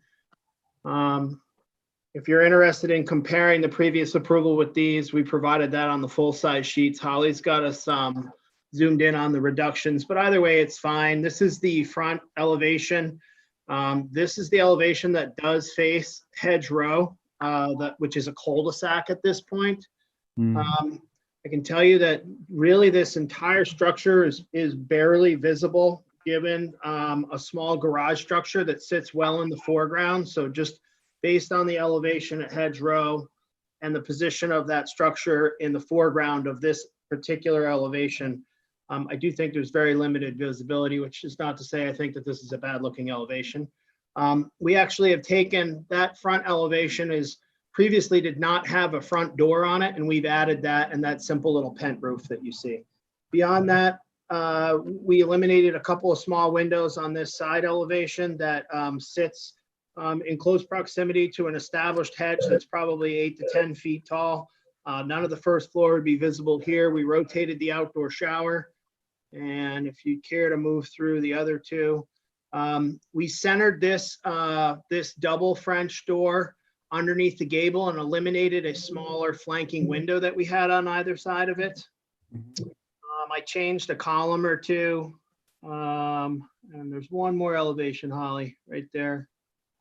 You could just scroll down. That was, I have to go back and see what that was, but we took out, oh, we had a triple sliding door right there, and we actually changed it to this smaller quadruple window. It's a glider type window. Again, this faces back towards the main house. There's no visibility of that elevation either. Okay. Thanks, Stephen. Those are my comments. Thank you. Okay, thank you. Holly, you had something to say on this, right? Yes, Mr. Chair. This did go before the advisory board, and there were comments on the east elevation regarding these windows. They felt like that they were lacking some sort of panes in them. There was a discussion about, there's some type of like window there for, maybe kids to come up because it's facing inward into the property. But, they understood a possible of lack of visibility, but the larger panes were kind of bothersome. There shouldn't be any technically sliding windows, maybe have an 8x4, almost like a casement, but not, that's a slider of some sort, just to break up the span of the panes. Other than that, those were pretty much their comments. It was understood that this was being relocated close away from the pool, closer to the property line. So Holly, would you mind just scrolling to the left a little bit so that the commission can see the previously approved east elevation as well? I just think a side-by-side comparison is a little bit helpful in the context of SAB's comments. Yes. Simply because we had a large triple slider with no muntins that was sort of located off center. So I think if you were to compare these two, it's actually become a little more regular. I did forget to mention that we are resiting this cottage. We did slide it forward on the site, probably about 4 to 5 feet. Sorry, I don't know that off the top of my head, but. Well, can we see the site plan just for a second? Yeah. There we go. Get a minute. There we go. There it is. So it was here. Yeah, there we go. So that looks more like 8 feet, Ray. Yeah. Makes sense. Okay. And so the road is on the right-hand side. Yeah. That's right. Right down in the lower right corner is viewed on the screen. You just see the word hedge. That's the edge of the cul-de-sac there. Oh, yeah. Yeah. Okay. Okay. Thanks, Stephen. Val? I have no problem with this application. Okay, very good. Diane? No, because I don't think you'll see that elevation on the first floor. I agree. So there you are. Yeah. Motion to approve. Let's just see if Stephen has anything to say. No. He's good. Okay, so Val has just made a motion to approve this. It's submitted. Stephen? Aye. Diane? Aye. Val? Aye. And I'm in favor. You're all set, Steve. Thank you. Thank you all very much. Have a great night. You too. Okay, 3 Lucretia Mott. By the way, Kathy and/or Holly, could you keep me apprised of the situation with John? I don't want to leave him out of any discussion if he's on. Is that all we got? No. And also, Abby's still gone, right? Yeah. Abby is still absent. Okay. All right, moving right along. Mr. Chairman, I do have comments. Yeah. The advisory board on this. This is for a mini split. Yeah. And possibly not that visible, but we'll get to it right here. Here's the street view. So there's a discussion about having screening, although that it might not be visible, but there was a concern about possibly having it visible from School Street. And if you see in the photo here, Yeah. this is what they're referencing. So some sort of enclosure mitigation aspect. And that was pretty much their comments. I think it's fairly simple. It's like anything that we approve like that. We should just have it screened Yes. at the time of inspection and thereafter. Can I comment though on that? Go ahead, Stephen. Thanks, Mr. Chair. I don't disagree screening, but it's not, we were looking at one in Sconset right on the square that was gonna have a piece of lattice in front of it. Right. This is, inset, a yard depth behind plant material. Can I ask the applicant, this image that's shown, that's on the screen now? Hey, Wayne, this Hey, how image, you doing? good, thanks. This image that's on the screen now is from the property line, not from the street, correct? That's a property line, yes. Yeah, okay, so that's basically, another 25 or 30 feet in. I just wanted to make sure I understood the two. I have no concerns. Thank you. Okay, Diane. Well covered and whatever. I have no concerns. Well, so are we agreeing to cover it, or are we saying that it doesn't need to be covered? I don't know that it necessarily needs to be covered, but it needs to have like a plant in front of it or something. So you Or can see it from maybe School Street. Maybe a single lattice panel. Okay, yeah, the customer said they had no problem with, putting a panel there, putting, an enclosure if they had to. That would be, totally fine. I would. Because we have that electric meter too there, so it would cover both. Neither one looked very homey. I would suggest that maybe we approve it subject to screening at time of inspection and thereafter. And then that way, if it goes in and you can't see it, there's no sense requiring a lattice panel or a plant. But if you can see it, put a piece of lattice up somewhere to kind of screen it. It doesn't have to be invisible. It is on the back of the house, which is what our regulations call for. Right. Right. Okay. I think that's safe, Steve. Okay. So that would be my motion unless there was further discussion. Okay, so the motion, to be clear, is to, if this is visible at the time of inspection, it needs to be screened in some way. Okay, on that motion, Diane. Aye. Thank you. Val. Aye. Stephen. Aye. And I'm in favor. Motion carries. Thank you. All right. Next up. Thank you. Have a good night. Thank you. You too. 17 Main.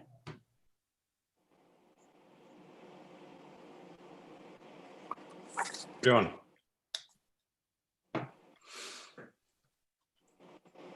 All right. Oh, and Abby's back. Abby, are you back? Let's see. Yes. Okay, good. All right, Joe, what you doing? So this is the old Nobby shop. And what we want to do is replace all the second and third floor windows. We want to use STLs, and we want to change the paint color back. Somewhere along the way, someone painted it, you think like cobblestone gray, but we want to go back to the cliffside gray that it originally was. At least when I worked there in high school, and then when Ray, your office was above. Yeah. And the other thing is all the doors they look now like an Essex green, but before they were a darker green. And the similar green is across the street on what was the old Looms, now is Ralph Lauren. And that was almost like a blackish green kind of look. And we're trying to go back to that. So we're just trying to bring it back to, 1950s and 60s and 70s and 80s for that matter. Okay, so you want all the windows on the second floor to stay the same size, just go to SDL. Correct. Okay. And third, the ones in the dormers. Oh, yeah. Right. And the other part of this is that this, as you can see by that photo right there, stop right there. Yeah. So this was the entire building was renovated, and every window in this house or structure, excuse me, has been removed, replaced. They are all 1987 Brasca windows. So there's no historic windows other than the front facade. Those picture windows, those are the only windows that remained during Mike Hagley's renovation of this structure back at that time in the late 80s. Right. I will attest to that. Yes. Okay, thanks, Joe. No problem. Comments from the board? I have a question. Yeah. Joe, if you're gonna propose SDL windows, will there be storms over them? No, we don't want to do that. I think that would kind of detract from this. And I don't think we want to do screens. Everything is AC now. And Yeah, I'm not in favor of SDL on Main Street. well, do you think that helps? We're trying to really be consistent about that, especially if it's where you can see it in the old historic district. And I think that just to be consistent, I have to say that. Okay, I'll hit other comments. Go ahead, Holly. Speak also, Ray. Oh, wait, you know what? I'm sorry. I goofed. Holly, HSAB. I think you're muted, dear. I think. Something's not right. Let's see. Zoom. Holly. Yeah, no, it's weird. You don't have sound. You're not muted, but we can't hear you. No.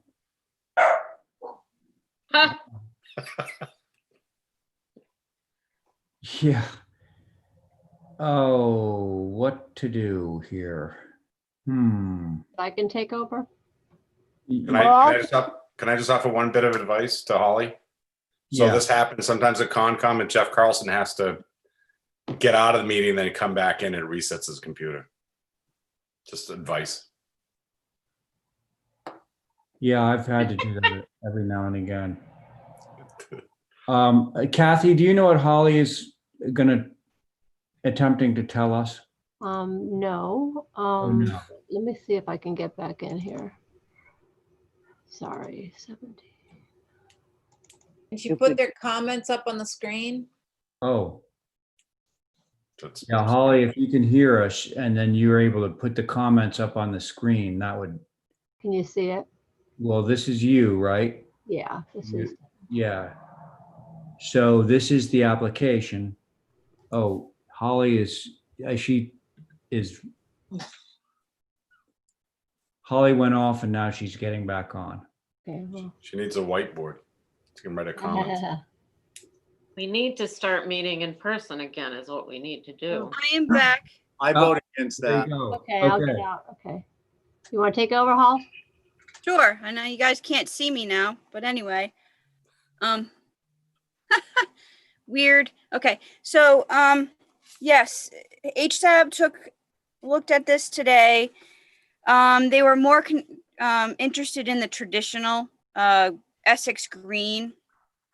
They also wanted to be sure that the existing second and third story windows were evidence that they were already SDLs at one particular time. They agreed that storms are not necessary and didn't want to see the trim color be darker or the sash to be darker than the looms, but they did want to have a schedule of the existing windows and also requested a profile. There was an agreement that SDL, it is a challenge within the old historic district, but if they were existing, then that would be okay. Who would they say this? I know, right? Right. What? I speak, Ray. Yeah, go ahead. These windows should not be SDLs. I don't care what HSAB said. If that's okay with them, fine. Well, what they actually said is if there was precedent, and there actually But is it is not. because our precedent is not SDLs on our old historic district. If somebody allowed SDLs up there, they were wrong.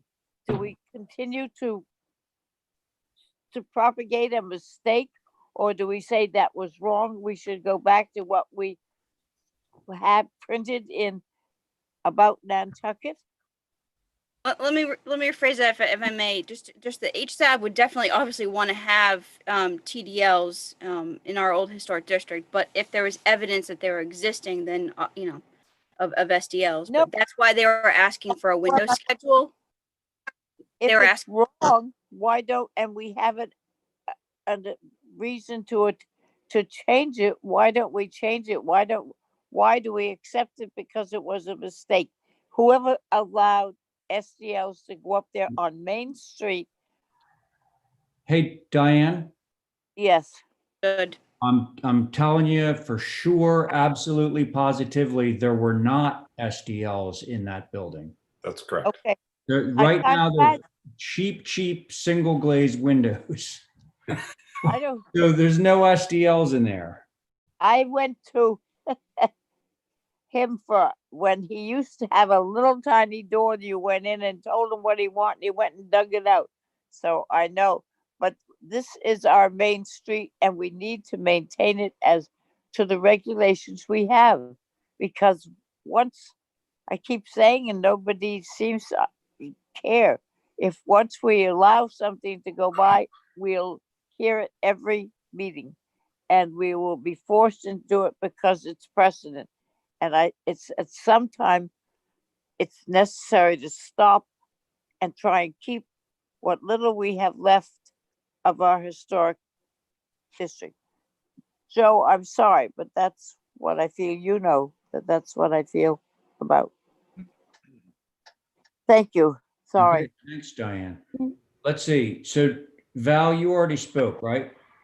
Yes. Okay. Abby, you're back with us, right? Yeah, sorry, am I muted? Yeah, no, I'm not. Yeah, no, historically, I guess that's what we have to do because that's what we've been saying. I don't know when there's gonna be, yeah, I don't want to talk about it, but I do understand what Joe's saying is that the simulated divided light do look a lot cleaner, but they don't look historic. So I'm gonna stick with the board on this. Stephen? Yeah, so definitely TDL Main Street, and but I do believe, Joe, if you're aware, there's a couple sources for those. Yeah. Yep. All right, and then insulated panels. You're aware of that?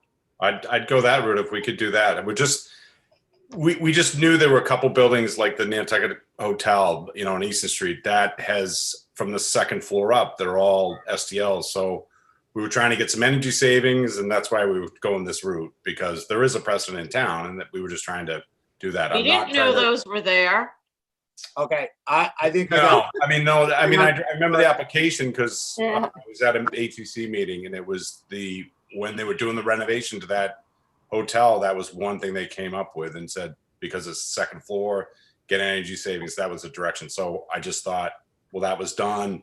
It's on the second floor. The sill's 15, 16 feet away. I mean, it's really tough to tell. And I do agree. I think the first floor should maintain, true divided lights and the picture windows that are there. I agree. We just thought that this would be something that you don't know unless you ask, and so we're asking. So. Right. So just to wrap up on my comments, the idea for me, I'll comment the Boston Sash, which isn't really a true TDL, has that storm panel on the sash frame. There's a company, and we not support a particular company, but just to throw out their information. If I bring a wrench to the party, I like to tighten the bolt, not over tighten it, not throw it in the spokes, that type of thing. There's a company called Kobe, with an L, like Kobe beef, but with an L. Yeah. And they have, I think it's called like their heritage line, and they actually have true divided light that is an insulating 2 panels of glass with a insulating thermal break separator. Yeah. They're not as good as like a typical SDL because the wood goes all the way through at the TDL portion of the mutton. Otherwise, it's not a true divided light. But they do look more historic, I think, than even some of the Marvins that are meant to look, the SDLs that are meant to look TDL. They have a wider mutton than the Colby. So I just suggested to you that you look into those or something similar, because I think that it could be a solution both for this project and in the historic district overall. Thank you, Mr. Chair. So can I hold and get that profile and that detail to you all? Yeah, that would be great, Joe. Yeah, because I mean, we worked with Colby and Colby because they did the this little house. Yeah, right. Old coffin house. That's those windows, believe it or not. Yep. Great. Yeah, and not dramatically more expensive. I mean, they are more expensive, but they're not. It's not crazy. Well, they pre-finished all the windows. They're all pre-painted. All right, thank you. Sorry. We'll hold this one for some revisions, I guess. Is that okay, guys? Yes. Mr. Chair, I think I saw Holly's hand up. Yes, through you, Mr. Chair. Stephen, would you mind sending me some of that information? Oh, I would love to have that on file. no worries. We'll do. Thank you. Me too. All right. So can somebody move this, A motion to hold for more information for TDLs. thank you. Abby, Aye. thank you. Val, Aye. Diane, Aye. Stephen, Aye. I'm in favor. Motion carries. Okay.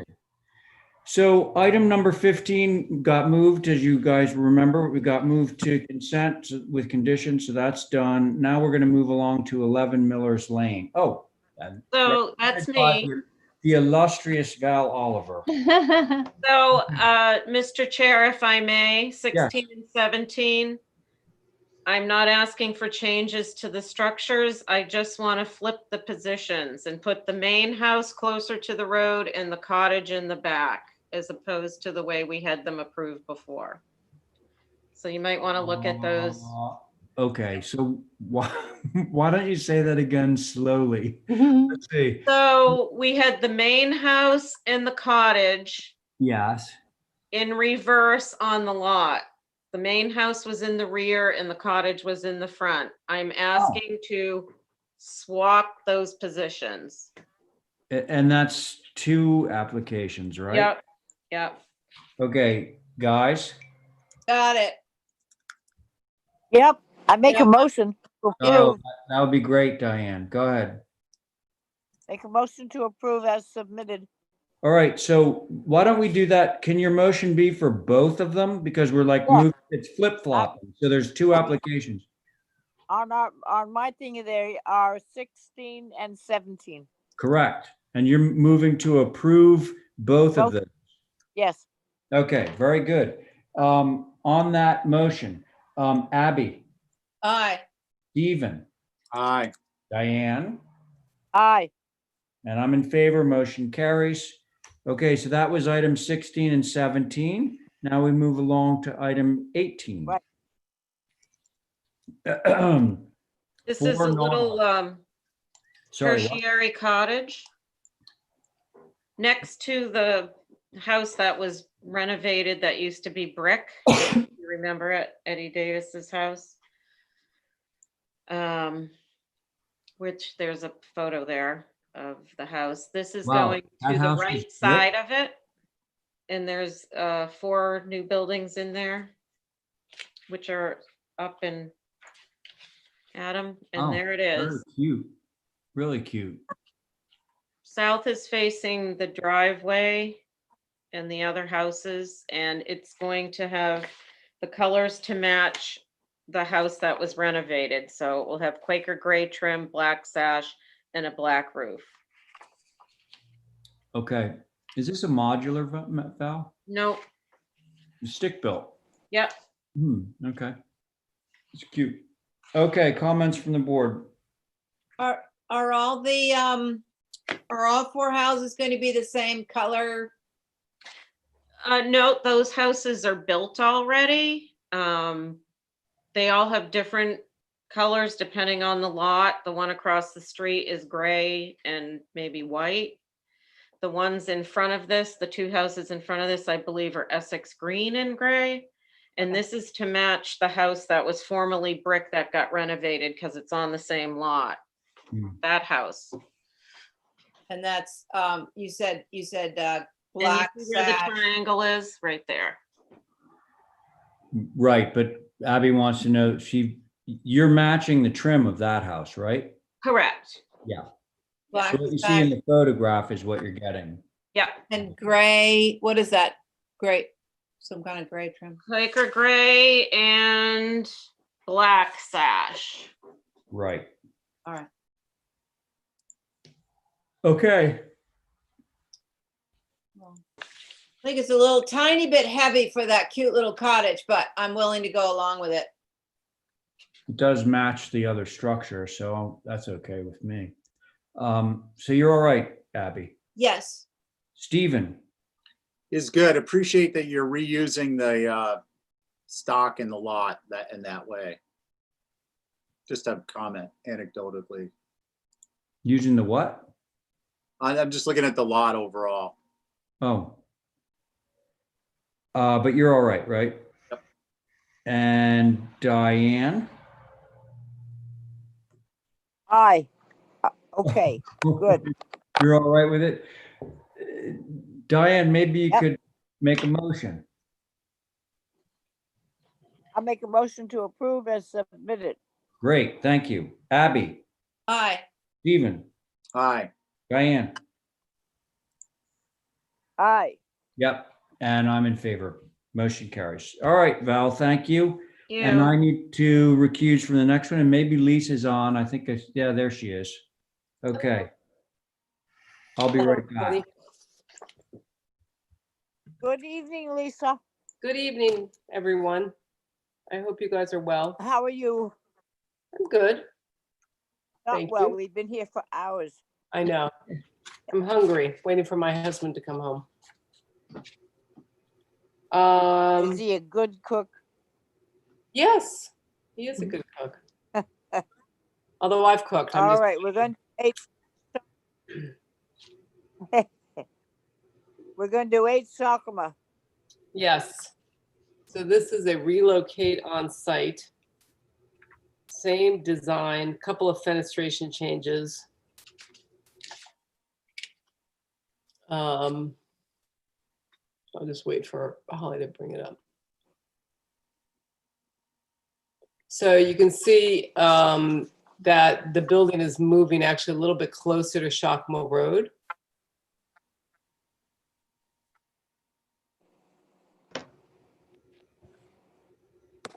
This is basically where Shakmo Road ends, goes to 8, and then it basically dies at the end of this lot.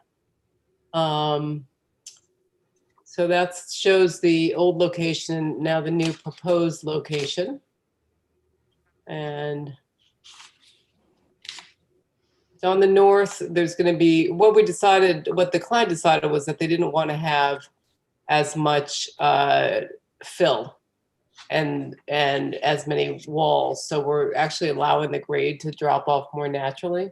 So that's on the north side, away from the road. I don't think that there's any visibility when you look at the locus. This is the south. So this is facing towards the house. And then this is the side that faces the road. So we basically flipped it. We got the, put the French doors to the right, let the grade drop off naturally there where there's a low spot. And then put in one extra window for a bathroom. And then I don't think there were any changes really on, oops, what's that?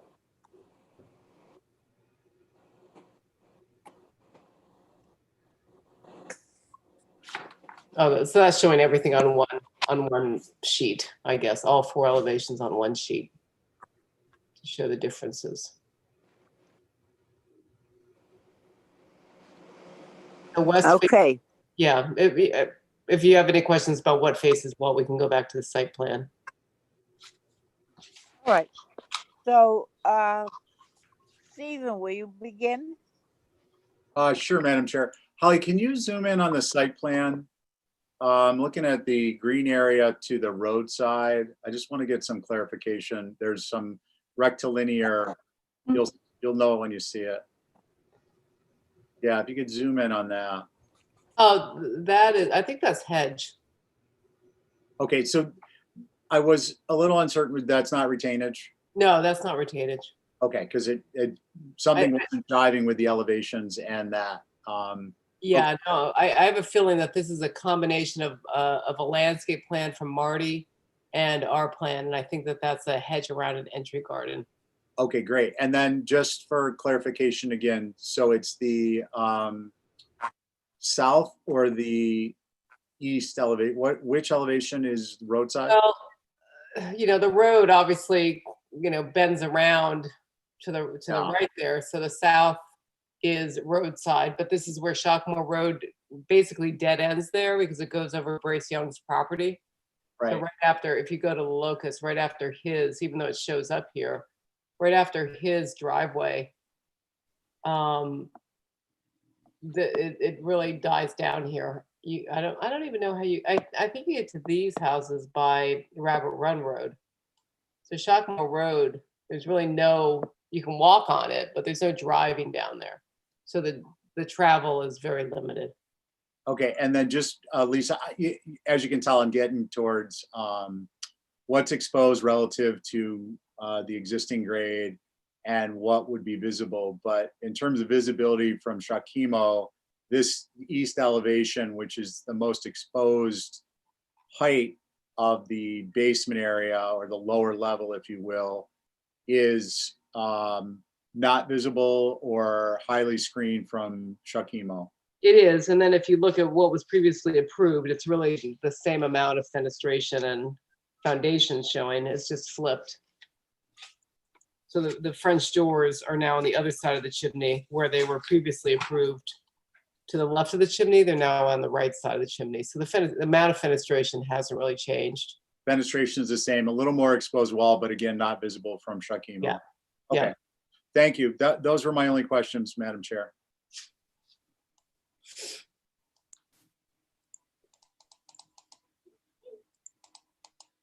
Oh, that's the wrong application, Holly. That's for 4 Shakimo.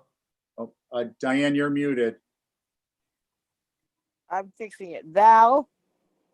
I'm okay with the changes. I was concerned with the north, but I can't see how that would be seen from anywhere. So I don't have those concerns any longer.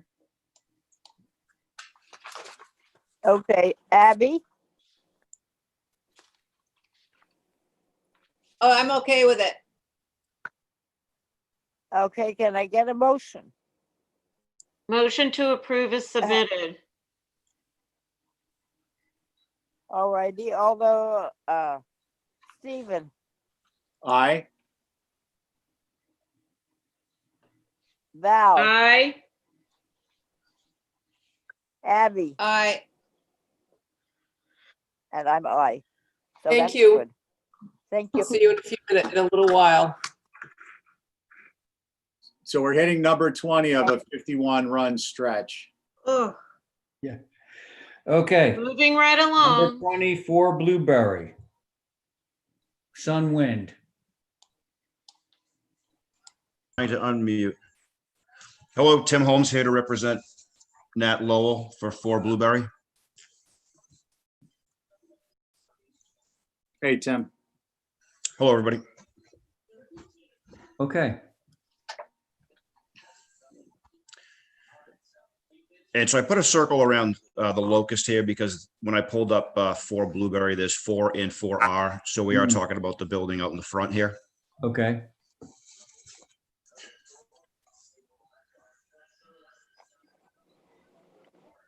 Trying to cover the owner's use and need about 28 to 32 solar panels to do that, just because they're all on different roof planes, some facing southeast and some facing southwest.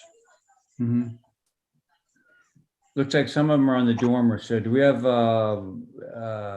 elevations of the building, photos? There are some better pictures coming up. Okay. So there are some on the front, it looks like. Correct.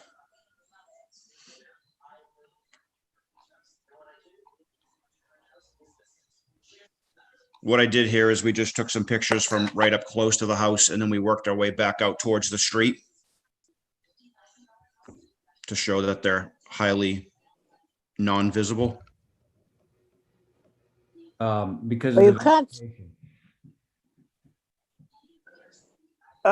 you cannot see this house from the street, nor can you see the cottage, because the driveway goes in and bends around, and then you park at the house. I don't know if you went all the way. It almost, Blueberry almost runs out just beyond this house, just beyond Nat's house. But I don't think you could see the west elevations, which is where you're asking to put the panels, right? You They're cannot, right, sorry, go ahead, Val. No, I was gonna say, it's not the west. Right, everything's east and southwest.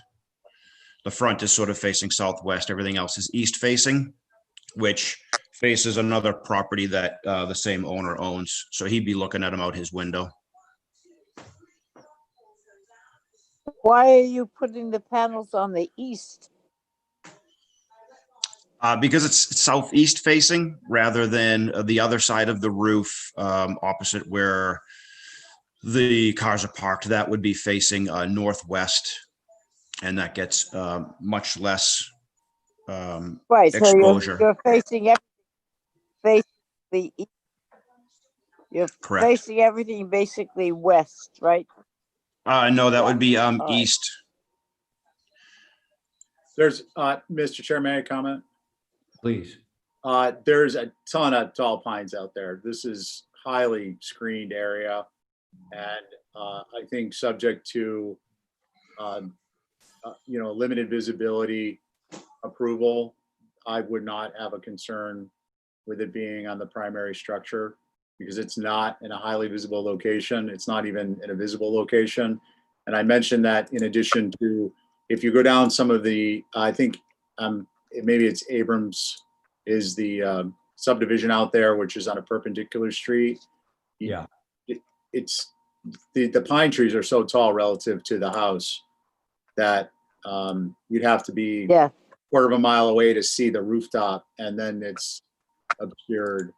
So those are just my comments. Okay. Good to know. Thank you, Stephen. So Val? I would prefer to see more on the southeast shed roof as opposed to the main roof. But Yeah, could I comment on that? well, it's just because the roof color too is not black. So Yeah. I'm So gonna go ahead, sorry. I'm gonna trust that my cohorts know the visibility. Because on the photo showing the new house, it looks like it's wide open there. But anyway. My grandson lives right next door. Oh. So. You mean in that house where the lot's cleared? No, it is for, what's the name who does landscaping? He lives in the garage and they overlook down on Nat's property. But I was Nat's letter carrier for years. And when you have to go in, you have to go in the driveway unless he's built a brand new house. It is not visible from Blueberry or Folger or any of the adjacent streets. Well, that's good to know, Diane. Okay, thank you. How about Abby? I think we'd have to put the caveat that you can't, the vegetation would have to stay in place in perpetuity, because if you're gonna put it on the front of the house, you're gonna look down Yeah. the driveway at some point and see Right. if they move the trees. Right. Okay, so I believe we've heard from everyone, correct? Got everybody? Diane, Abby, Val, Stephen. Okay, I would make a motion, Mr. Chair, go ahead. to approve, and it would be subject to screening at time of inspection or thereafter. Okay, sounds good. Thank you, Stephen. Diane, Aye. thank you. Abby, Aye. Val, I'm gonna stick with my usual no, because the roof doesn't match color. Stephen, Aye. and I'm in favor, so the motion carries 4-1, right? Yeah, 4-1. Okay, thanks for that. Now we're gonna move next door to 6 Blueberry.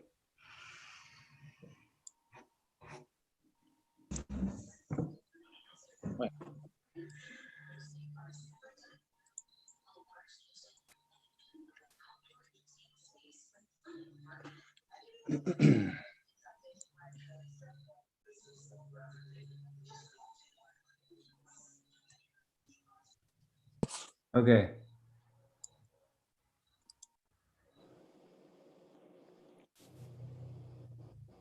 That's a dormer, right?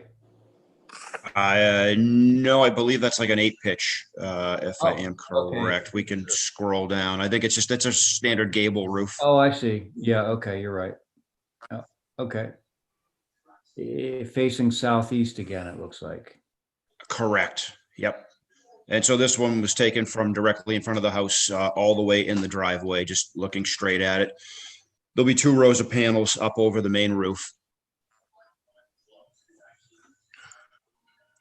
Is that a black roof? I cannot guarantee that it is a black roof. It is a very dark color, but it does look black in the picture, but I don't want to say that it is black. So what are we looking at here? Oh, that's a drive-in? Yeah, this is from looking at it about 2/3 of the way out of the driveway. And then the last picture is from the street looking in. So, fellow letter carrier, have you been out to Yes. This looks like a new building, but It is. No, I have helped not with the seen this permit. I'm sorry, Val, what did you just say? I said it is a new building. It's a modular. Okay. It is a new building. When the last time I was there, it was a shed. So it's grown. Okay. Yeah, I pulled up off the assessor's information that it was built in 2017. Okay, thanks. Yeah. And just so that everybody knows too, the area in between the 2 houses, that has been revegetated now to this point. I think they ran some pipeline or some water lines for future development way out the back in between the 2 houses, but that has also been revegetated. That would have been more helpful on the other application than on this one, because that area you're talking about is on the other side of this house. Correct. I was going to try to sneak it in, but I didn't want to interrupt Val. She was speaking at the time. Who wants to start on this one? I will. I'm actually, I apologize. I was a little confused. I was looking at the other application while we were discussing it, so I didn't see our screen, our group screen. So I was confusing the 2. But similarly, just with respect to the screening, I think that I'm fine with this. It's not our traditional, it is on a primary structure. I would prefer to see it on the secondary structure. Just actually to that point, why don't I ask, Tim, why are we not going with the secondary structure on the dormer and the main portion of that? You're right. Over the garage, if we could maybe scroll back to picture number 1 there, that is taken right from in front. I'm not sure if it gives us a good Yeah, view that of that. It's a real small dormer on the garage. Okay. We could probably only fit Oh. 6 panels on either side of the garage. It's a Yeah. tiny little dormer, vent pipe, all that type of stuff. So it was just kind of tight over there. No, thanks. I see that. It's hard to pick it up in the It is. aerial, that it's such a small area. Yep. I as long as it's not visible, I think it's fine. And looking down the driveway, my recollection is it's actually the garage area is more visible, the roof plane. But do we have an image of that? I think the next picture down might show that the garage can be seen more. Yeah, you can see the garage, but not the house in that picture. I mean, based on the vegetation that's there, I'm all right with that. Okay, thank you. Diane? I don't know. I don't think the pictures take a true picture of what goes on there. And this is in the summertime, and that new building, I certainly would say I didn't see it was built way after the last time I drove down his driveway to deliver his mail. But I know as you go in the driveway and on the back, can't say what's going to happen in the back, but I do think that we should be able to approve the one to the secondary building. And I would approve it from what I know about that area and about the building. Diane, I'm sorry. So are you okay with where this is? Yes. Yeah, okay. All right. Just want to make sure. Val? Yep. I'm a no. Okay. Abby? I'm scared. You're scared. I just don't know. I mean, this is right smack on the front of the house. If the trees come down willy-nilly, and we're saying in perpetuity and at the time of inspection, but I don't believe it. So I'm just, it's like smack on the front of a very large house. I mean, you can see why I'm nervous about it. Yeah, well, so the front of the house does not face straight out to the road. Yeah. Faces sideways on the lot. Yeah, and the garage is right there. Yeah. Well, right, but the garage is not, the garage is the more visible portion of this, just because it happens to be hanging closer to where the drive comes in, where the clearing is. Yeah, it looks like it's blocking the view. Is that true of the main house? What is? The garage? I'll tell you, I'll make a motion for a view if it would make things easier. There we go. The overhead shows a pretty good shot of it. I was going to make a motion for approval subject to screening, but I'm okay with the view. Let's try the view. So Val, Diane, that's your motion for viewing? Yes. Okay. Yes. Okay, Val. Are you muted, Val? No, I have nothing to say because it doesn't meet the criteria being on the front of the main house. So So whether I view or not, I don't think it's appropriate. Abby, Yeah, I'll take a view. Stephen, Black roof screening, I'm good with it, but I'll take a view. okay, so motion carries. So we're going to view this one. Thank you. Okay. All right, thanks. Okay, moving on, 8 Cottage Avenue.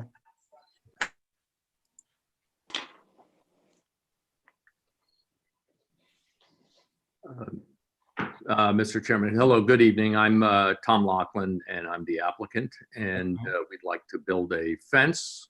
Our house is bordered by Cottage Avenue and Laurel Avenue in Sconset. Okay. we'd like to build a fence on the east and south sides of our property, mostly for privacy and just kind of, noise mitigation. We abut the summer house property, and so we just like some more privacy and a little bit less noise. So what are we looking at right now? This is an image of the proposed fence. The type of fence. The type of fence. It's Okay. a board plank fence. It's got rails, 2x4 rails at the top and the bottom that I believe are pressure treated. So do we have a How tall is site it? plan? We have a site plan of this, and then we also, I'm sure Holly has comments from Wisconsin Advisory. And can we get a clarification too, Mr. Chair, through you? Yeah. The application includes images of a more rustic board fence, which I actually believe is more appropriate if it were approved. But I wanted to get a clarification of what's being proposed. I think it's towards the tail end, Holly. There were a couple of images. Yeah, without a cap. Yeah, that one. And then there's one more, I think. So, Mr. Chair, based on Wisconsin Advisory's conversation today with the applicant, they were talking about having more of a formal with a cap to it. More formal. Yes, have it more formal than what's being shown in this photo. So this is what the applicant's contractor is, I guess, proposing to do this way with the. All right. Well, so these are really very different things. Right. So Holly, Mr. Chair, I'm sorry, can I just ask for clarification? Holly, they're just looking for a type 2 cap? Yes. Okay, thank you. Yeah, I actually think that's better looking than the first photo that we saw, if this had a cap on it. So Holly, getting back to Wisconsin Advisory, were they in favor of the location and size of the fence and all that? They just wanted to add that detail? That, and also there's a photo that the owner provided that after our discussion. So if you see down here, this is would you say this is an access to the summer house, I guess, living quarters, and they have an easement here. They have an easement. Okay. There's a photograph that was provided. Actually, you can see it right here. Right? I believe that's it. Huh. I don't quite know what I'm looking. Oh, okay. Not very attractive. Wait, so. These are existing photos. Yeah, but this is on the property. So like the fence as drawn would go right down the middle of this thing? The way this is shown, yes. Right. Go underneath. It would go underneath. Mhm. Trying to figure out how that would work. Oops, sorry. The fence as drawn would go from Laurel Avenue to the bottom of the staircase there to that stair rail that you see. In this picture, it's the leftmost stair rail. Mm-hmm. And then the question is, would it continue from there, or would it pick up again under that first landing and then continue to the property line? In other words, it would dogleg off. So if you can see in the photo, in the site plan, here it is. Oh, fence to break at stair. So- Okay, so the yellow line isn't really completely accurate. It's misleading, yes. That's the more of the property line. Got it. But obviously there's no detail of the proposed fence in the packet, so that was asked for in the photos, and since I had asked the owner to provide these photos after the meeting. There was a comment about having plantings, where exactly are the plantings going to be going, but at the end of the day, it's give them privacy. It's internally, if you look at the placement of this lot being a corner lot, they're keeping their existing vegetation. It's essentially in the internal lot lines. Right. Mr. Chair, I'll take a swing at this if you want. Yeah, go for it. Seeing the situation and compare, where it is in relation to the summer house, I understand why this applicant needs the fence. Mm. And I think making it a little bit more formal is a good idea, because although it's Sconset, there's a little bit of its own kind of formality, and I think that will sort of give a nice finished look. So I'm in favor of this application. Okay, thanks, Abby. How about you, Diane? I don't know. It's hard to see. I'd like to see the site plan once again before I. Okay, the site do that. plan Can I is do up. that? Is that? Yeah, the site plan is there now, or at least most of it is. If we zoomed out, we could see the I whole can't thing. move. I Mm, need to get so I know where specifically Laurel Street is. Laurel is the back side of the summer house. Oh, okay. Gotcha. And the fence is to be how high? They want 6 feet. You probably need 10. Yeah. And then lattice. Come on. yeah, I I'm would not- just say it shouldn't be right on the property line. you want And, Right. it should have some plantings hither and thither. Okay. Can I speak Right. on? So I'm looking at the Google, and this, I didn't go and view this. I don't think it was on the view, but this is a heavily vegetated area. And I think if this were to have the cap on it, I'd be fine with this. Let me clarify. The fence shown in the application with a type 2 cap, I think would be fine, subject to, them working out. Yeah. Subject.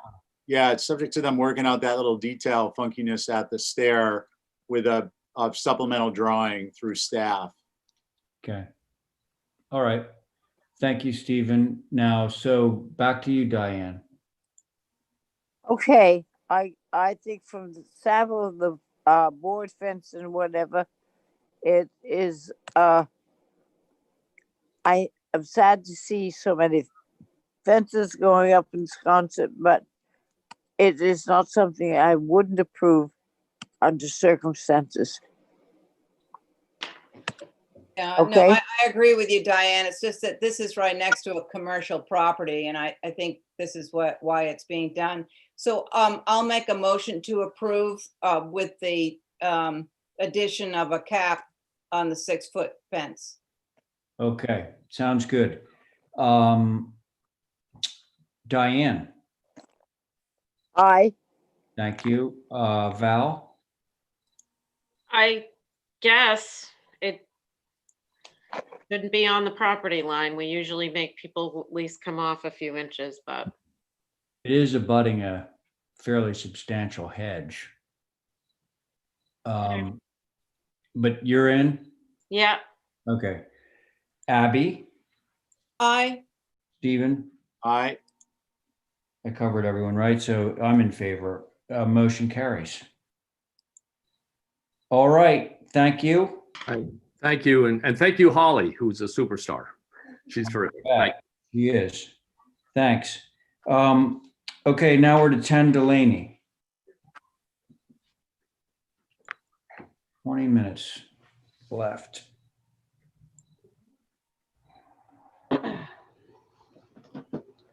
Come on, John.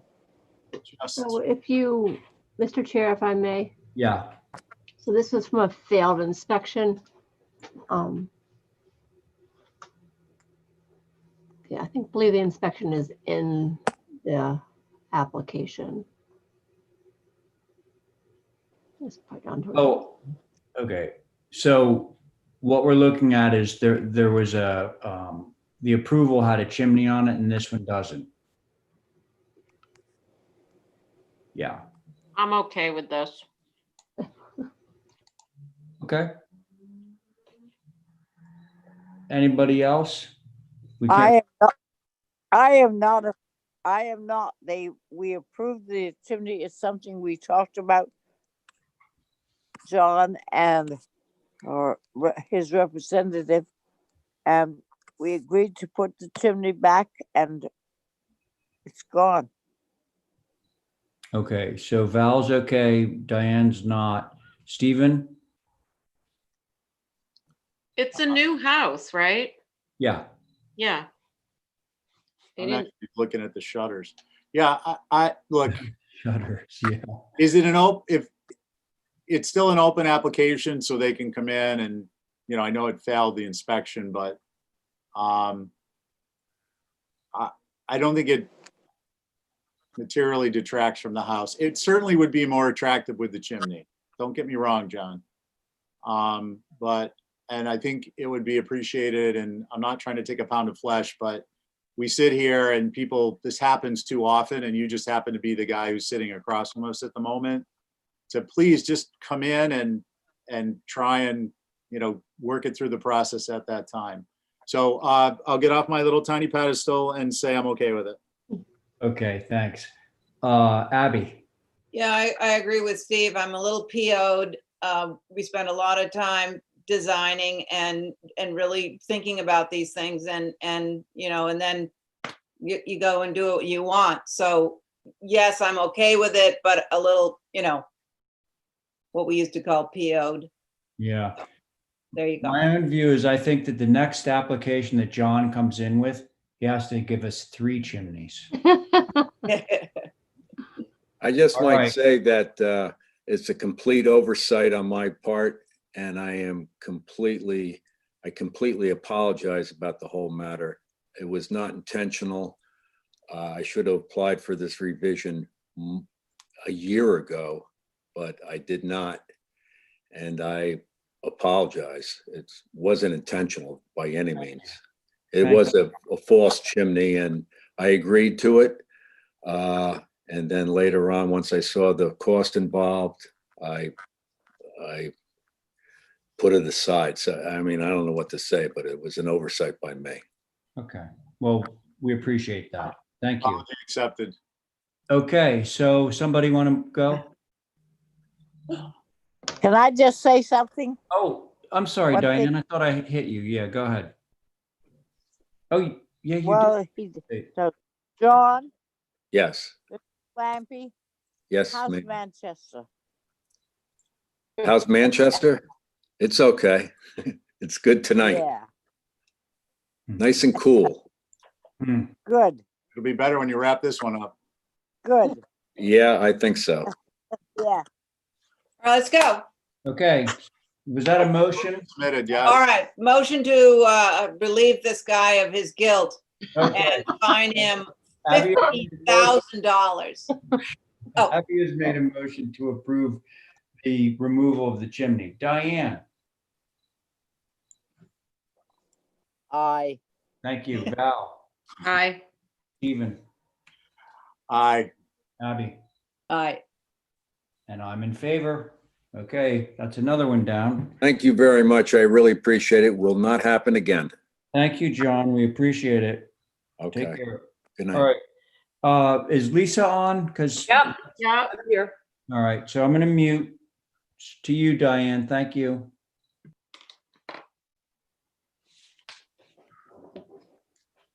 All right. Lisa, Hi, this was an application that you've approved. There was concern about the skylights on the back by, I believe, John. I'm not sure anybody else had a big issue with them, and I said I would come back after framing. So this is the house as it was approved, and the skylights are on the rear. And there's 3 of them in a row, which is what his concern was. So if you know Shakama Road, or you go down Gardner and then you take a right onto Shakama, if you continue down Gardner, it kind of winds around behind this property. And I did drive by there, and it's very wooded and difficult to see. I sent Holly, I think, a couple pictures.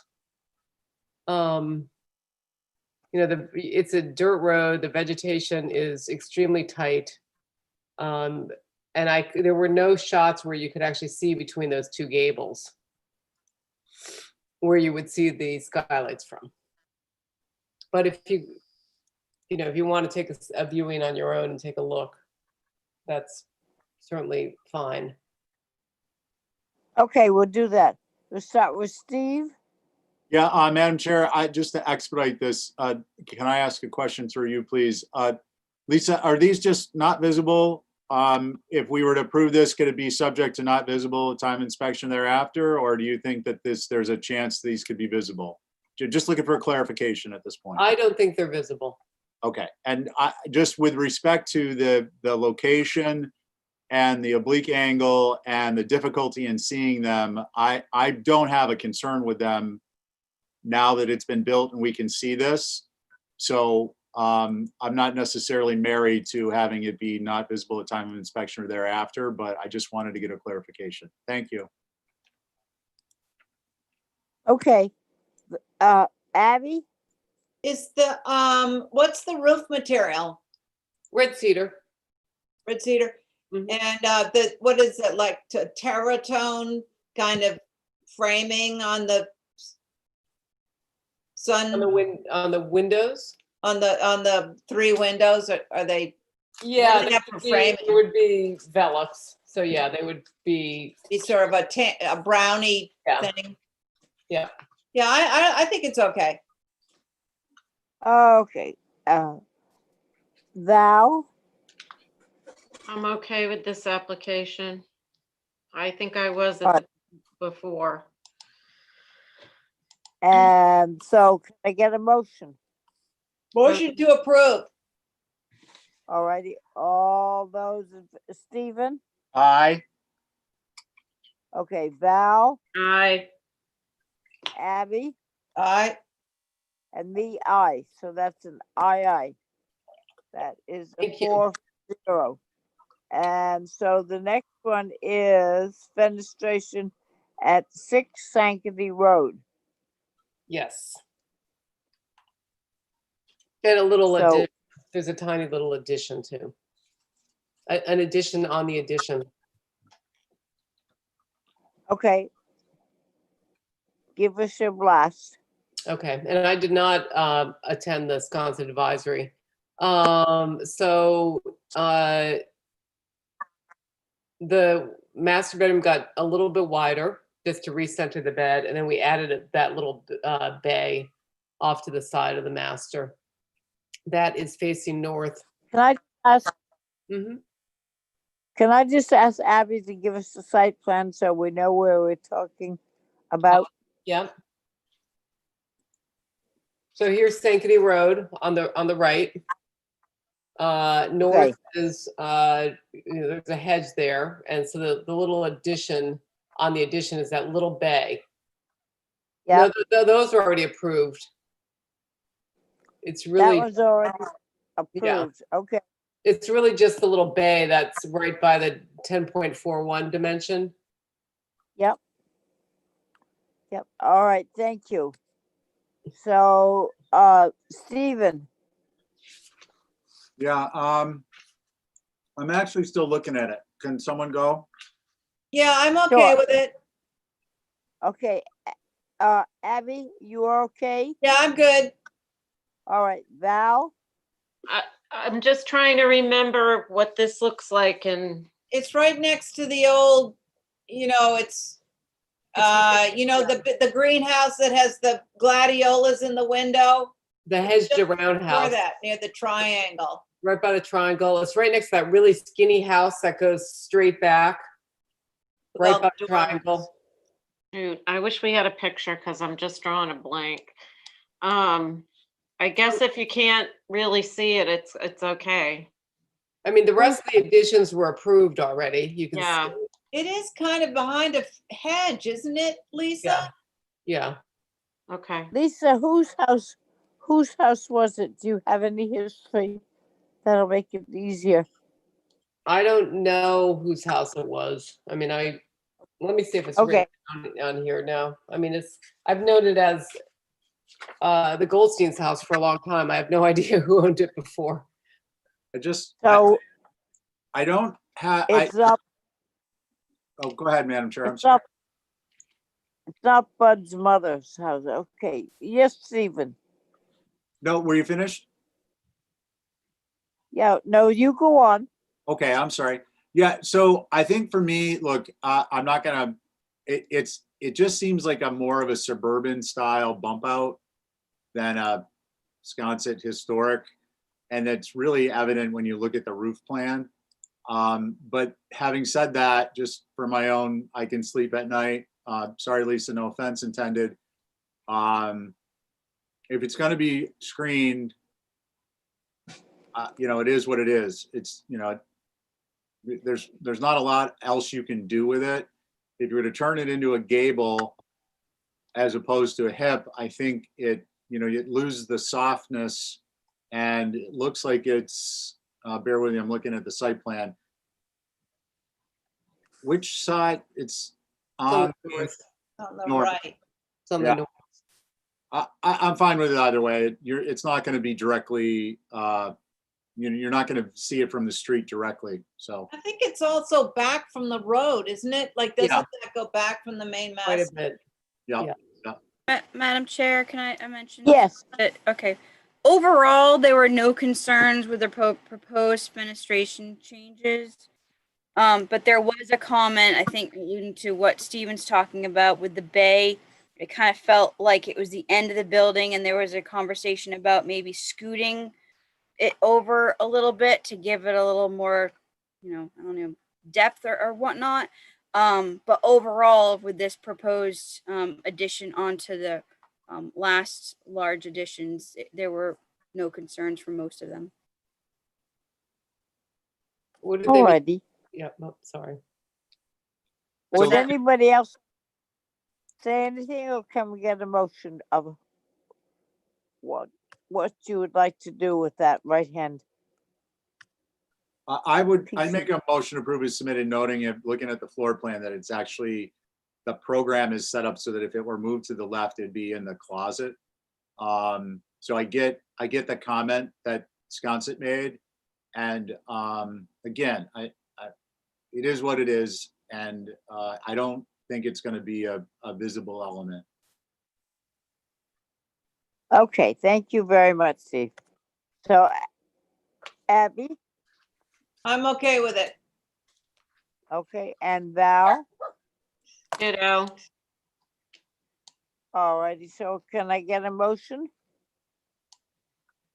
Motion to, go ahead. Motion to approve is submitted. Okay, thank you very much. Abby? Aye. Val? Aye. Stephen? Aye. And me? Aye. So that is all for. Thank you very much, Okay. everybody. Okay. So Thanks, that Diane. takes us to 31 Pond Road. Yeah. So is Lindsay on? I'm here. Okay, good. Hey there. All right. I believe I did this house years ago. Did you? I think so. Good looking house. I believe it's on the market. It is. Yeah. So, so we're proposing a pool in the back. We feel like visibility might be lacking a little bit just from the public ways, but just to ensure lack of visibility, I mean, for the owner as well as the public, we are proposing evergreen screening. He also doesn't want to see the garage from the pool area as well. So I think with the evergreen screening we're proposing, I think lack of visibility, I don't think you'd be able to see it from a public way. But it's a 20 by 50 pool with a spa and a fire pit. The patio in the back of the house is existing, so the only additions would be adding to the pool area, pool surround, and adjusting the rear patio as well. Hold on a minute. Hold on a minute. Hey, Lindsay. So there are no photographs that you took from Old Harbor Road looking back at the house, right? I think Alicia did take some pictures from Old Harbor Road. Whoa, but you can see the Yeah, house. view from Old Harbor Road. So view from garage driveway, that shows the view of if you were standing on Old Harbor Road looking down that driveway. Can we? Yeah, that where the cursor was. Yeah, can we look at that closer?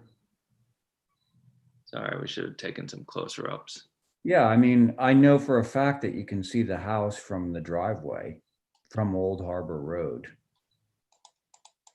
Can you see the house? I mean, that's from the, you can see the garage, but I don't think you can see the main house when you're looking straight down from it. That's from, yeah, well, so that's the garage, the third photo in that image is the garage driveway, and then you have the main house driveway. So you can definitely see the main house, but you can't really see the main house from the garage driveway. Okay. I drive. Yeah. Can I ask a simple question? Of course. Sure, If this Brandon, go ahead.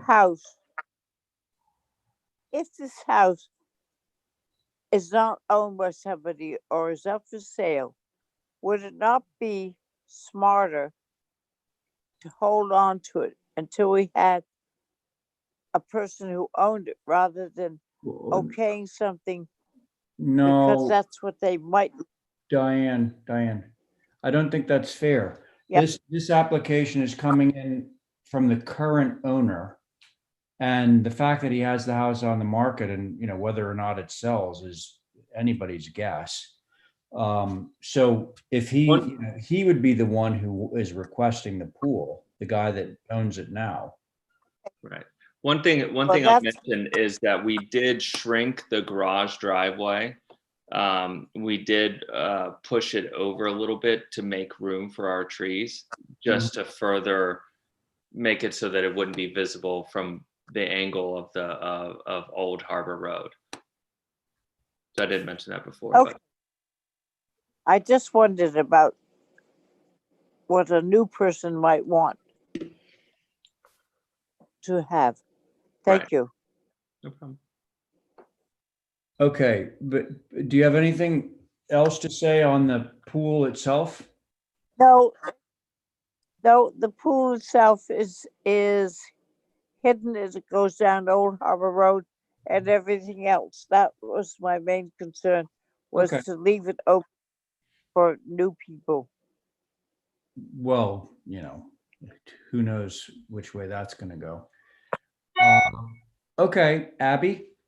I think it's a lot a lot going on to rely on screening. The 50-foot pool, that's gigantic to me, but, and then you've got, you know, the spawn that's, you know, it just seems a lot on Old Harbor Road, which I'm not sure I know exactly where that is, so maybe I need a view, but You're not going to have many people going down Old Harbor Road, and the evergreen trees is just to further make it sure that you guys wouldn't see it, because the homeowner doesn't want to be seen as much as, you know, people don't want to see him.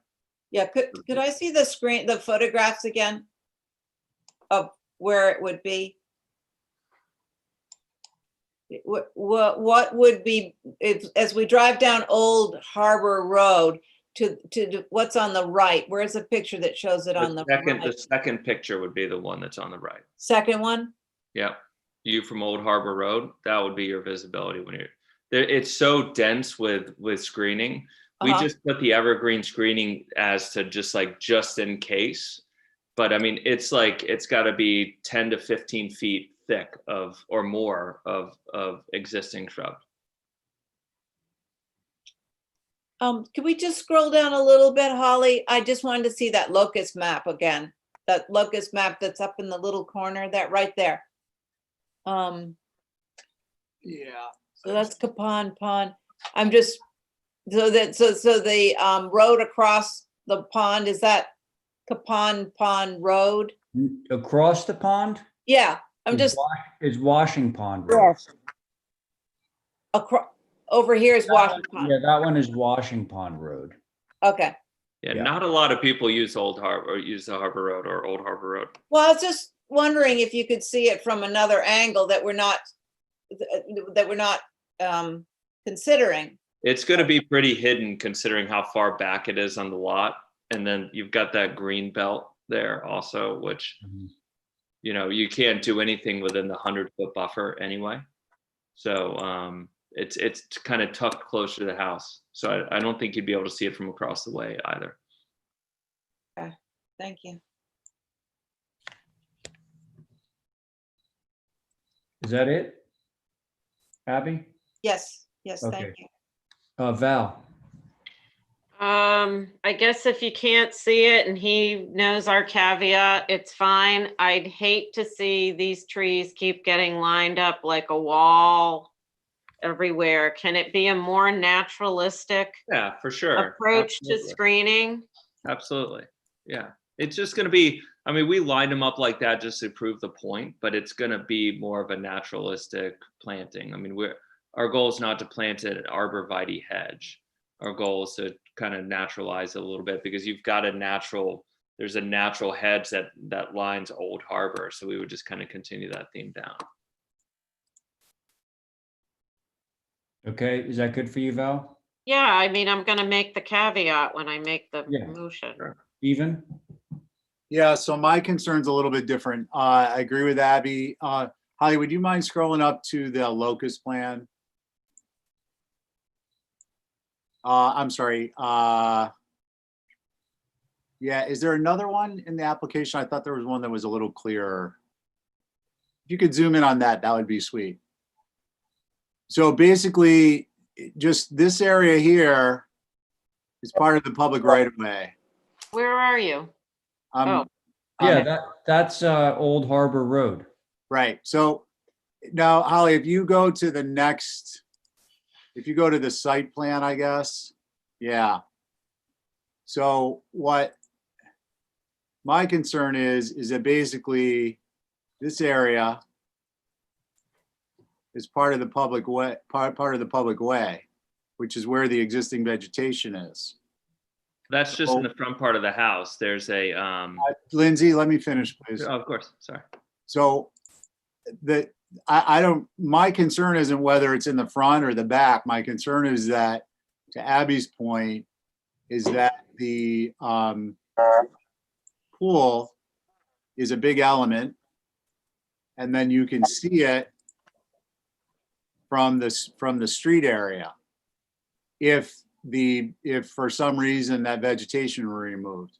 Now, I understand that the applicant is not interested in having people see into the pool, but at the same time, this area is part of the public way. So I think what I would want to see is bear with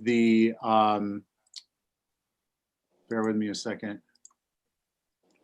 I would just want to make sure that we're addressing vegetation.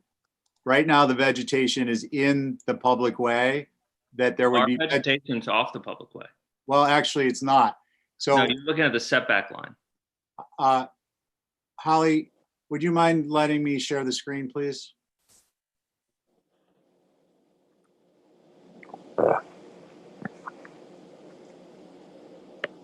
So this is what I'm seeing. Now, obviously, these lines aren't exact, but it's pretty clear that the public right-of-way is at least 40 feet wide. The street is 20 feet wide. So a portion of this vegetation is located in the public right-of-way. I'm not suggesting that we remove it. I'm just suggesting that if visibility of the pool is a concern, which I believe is a reasonable concern, sure, that we ensure that it be addressed in the future so that this isn't something that comes up and we have a problem with it. That's all. Agreed. I mean, I would make sure that whatever we plant is on their property, not in the right of way, for sure. Yeah, and then so that gets me back to the application itself, which is, bear with me, I'm flipping around drawings on this end. I'm used to having 3 screens. The Zoom setup that I have is on a one monitor computer. So I think for me, it's important that one of the elements would be screening. I think a general screening clause can cover it, but I think that we need to be clear that we're looking at screening on the property to prevent visibility from the street at the time of inspection and thereafter. And I would ask that these areas would be supplemented for the sake of, to avoid any confusion or doubt. Obviously not in the driveway here, but see, this brings up an interesting point is, well, this, I guess, isn't the public right of way here. So it could be like this. Well, can I go after you, Stephen? Because I have one more question. Yeah, so those are my concerns, is that the screening would be on the property in perpetuity. And then I think it's acceptable. I do agree with Val's comment that, and I understand Lindsay's comment that they're not just going to put these up in a linear fashion. But I think that this should be a naturalized type planting is an important aspect of this. Great. Thank you. Absolutely. Thanks, Stephen. Let's Can I, Abby. Well, when I have a, okay, go ahead, Diane. okay, what I would like to see is their proposal of the trees protecting the view of the pool has got to be more natural. And I think that's what Stephen was saying, is to bring it up and just act not like a bookmark or a bookcase in front of what you see. It should bend around and just be a natural view, which provides an area that you can't see. That's what I would like to see there. Absolutely. That was our intent. That's our intent. Okay. Thank you, Diane. Abby, I know you had a question or something. Yeah, my concern is from Washington Pond Road now, looking across the pond.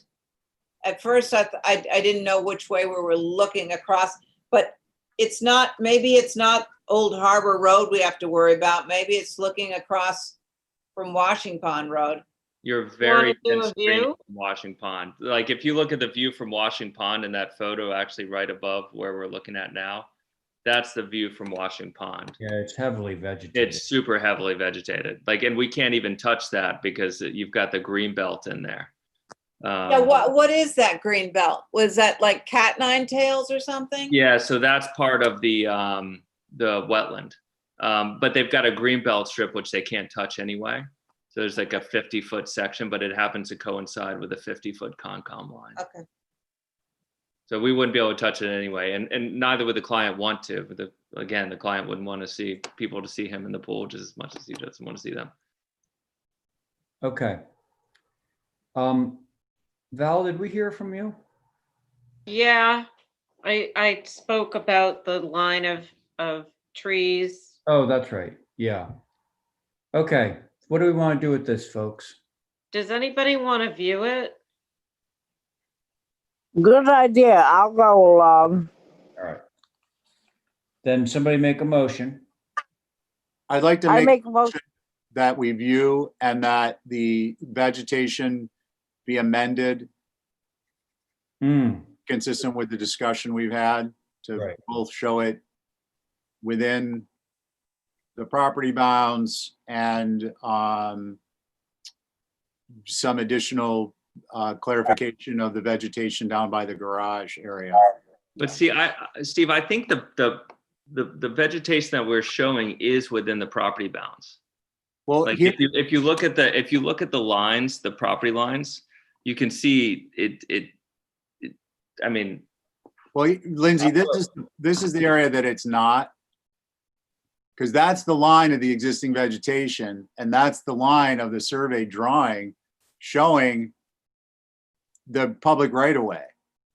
So this is your setback line here. Where? Oh my gosh, Stephen. Yeah, the setback line is through the house. This is the setback line right here.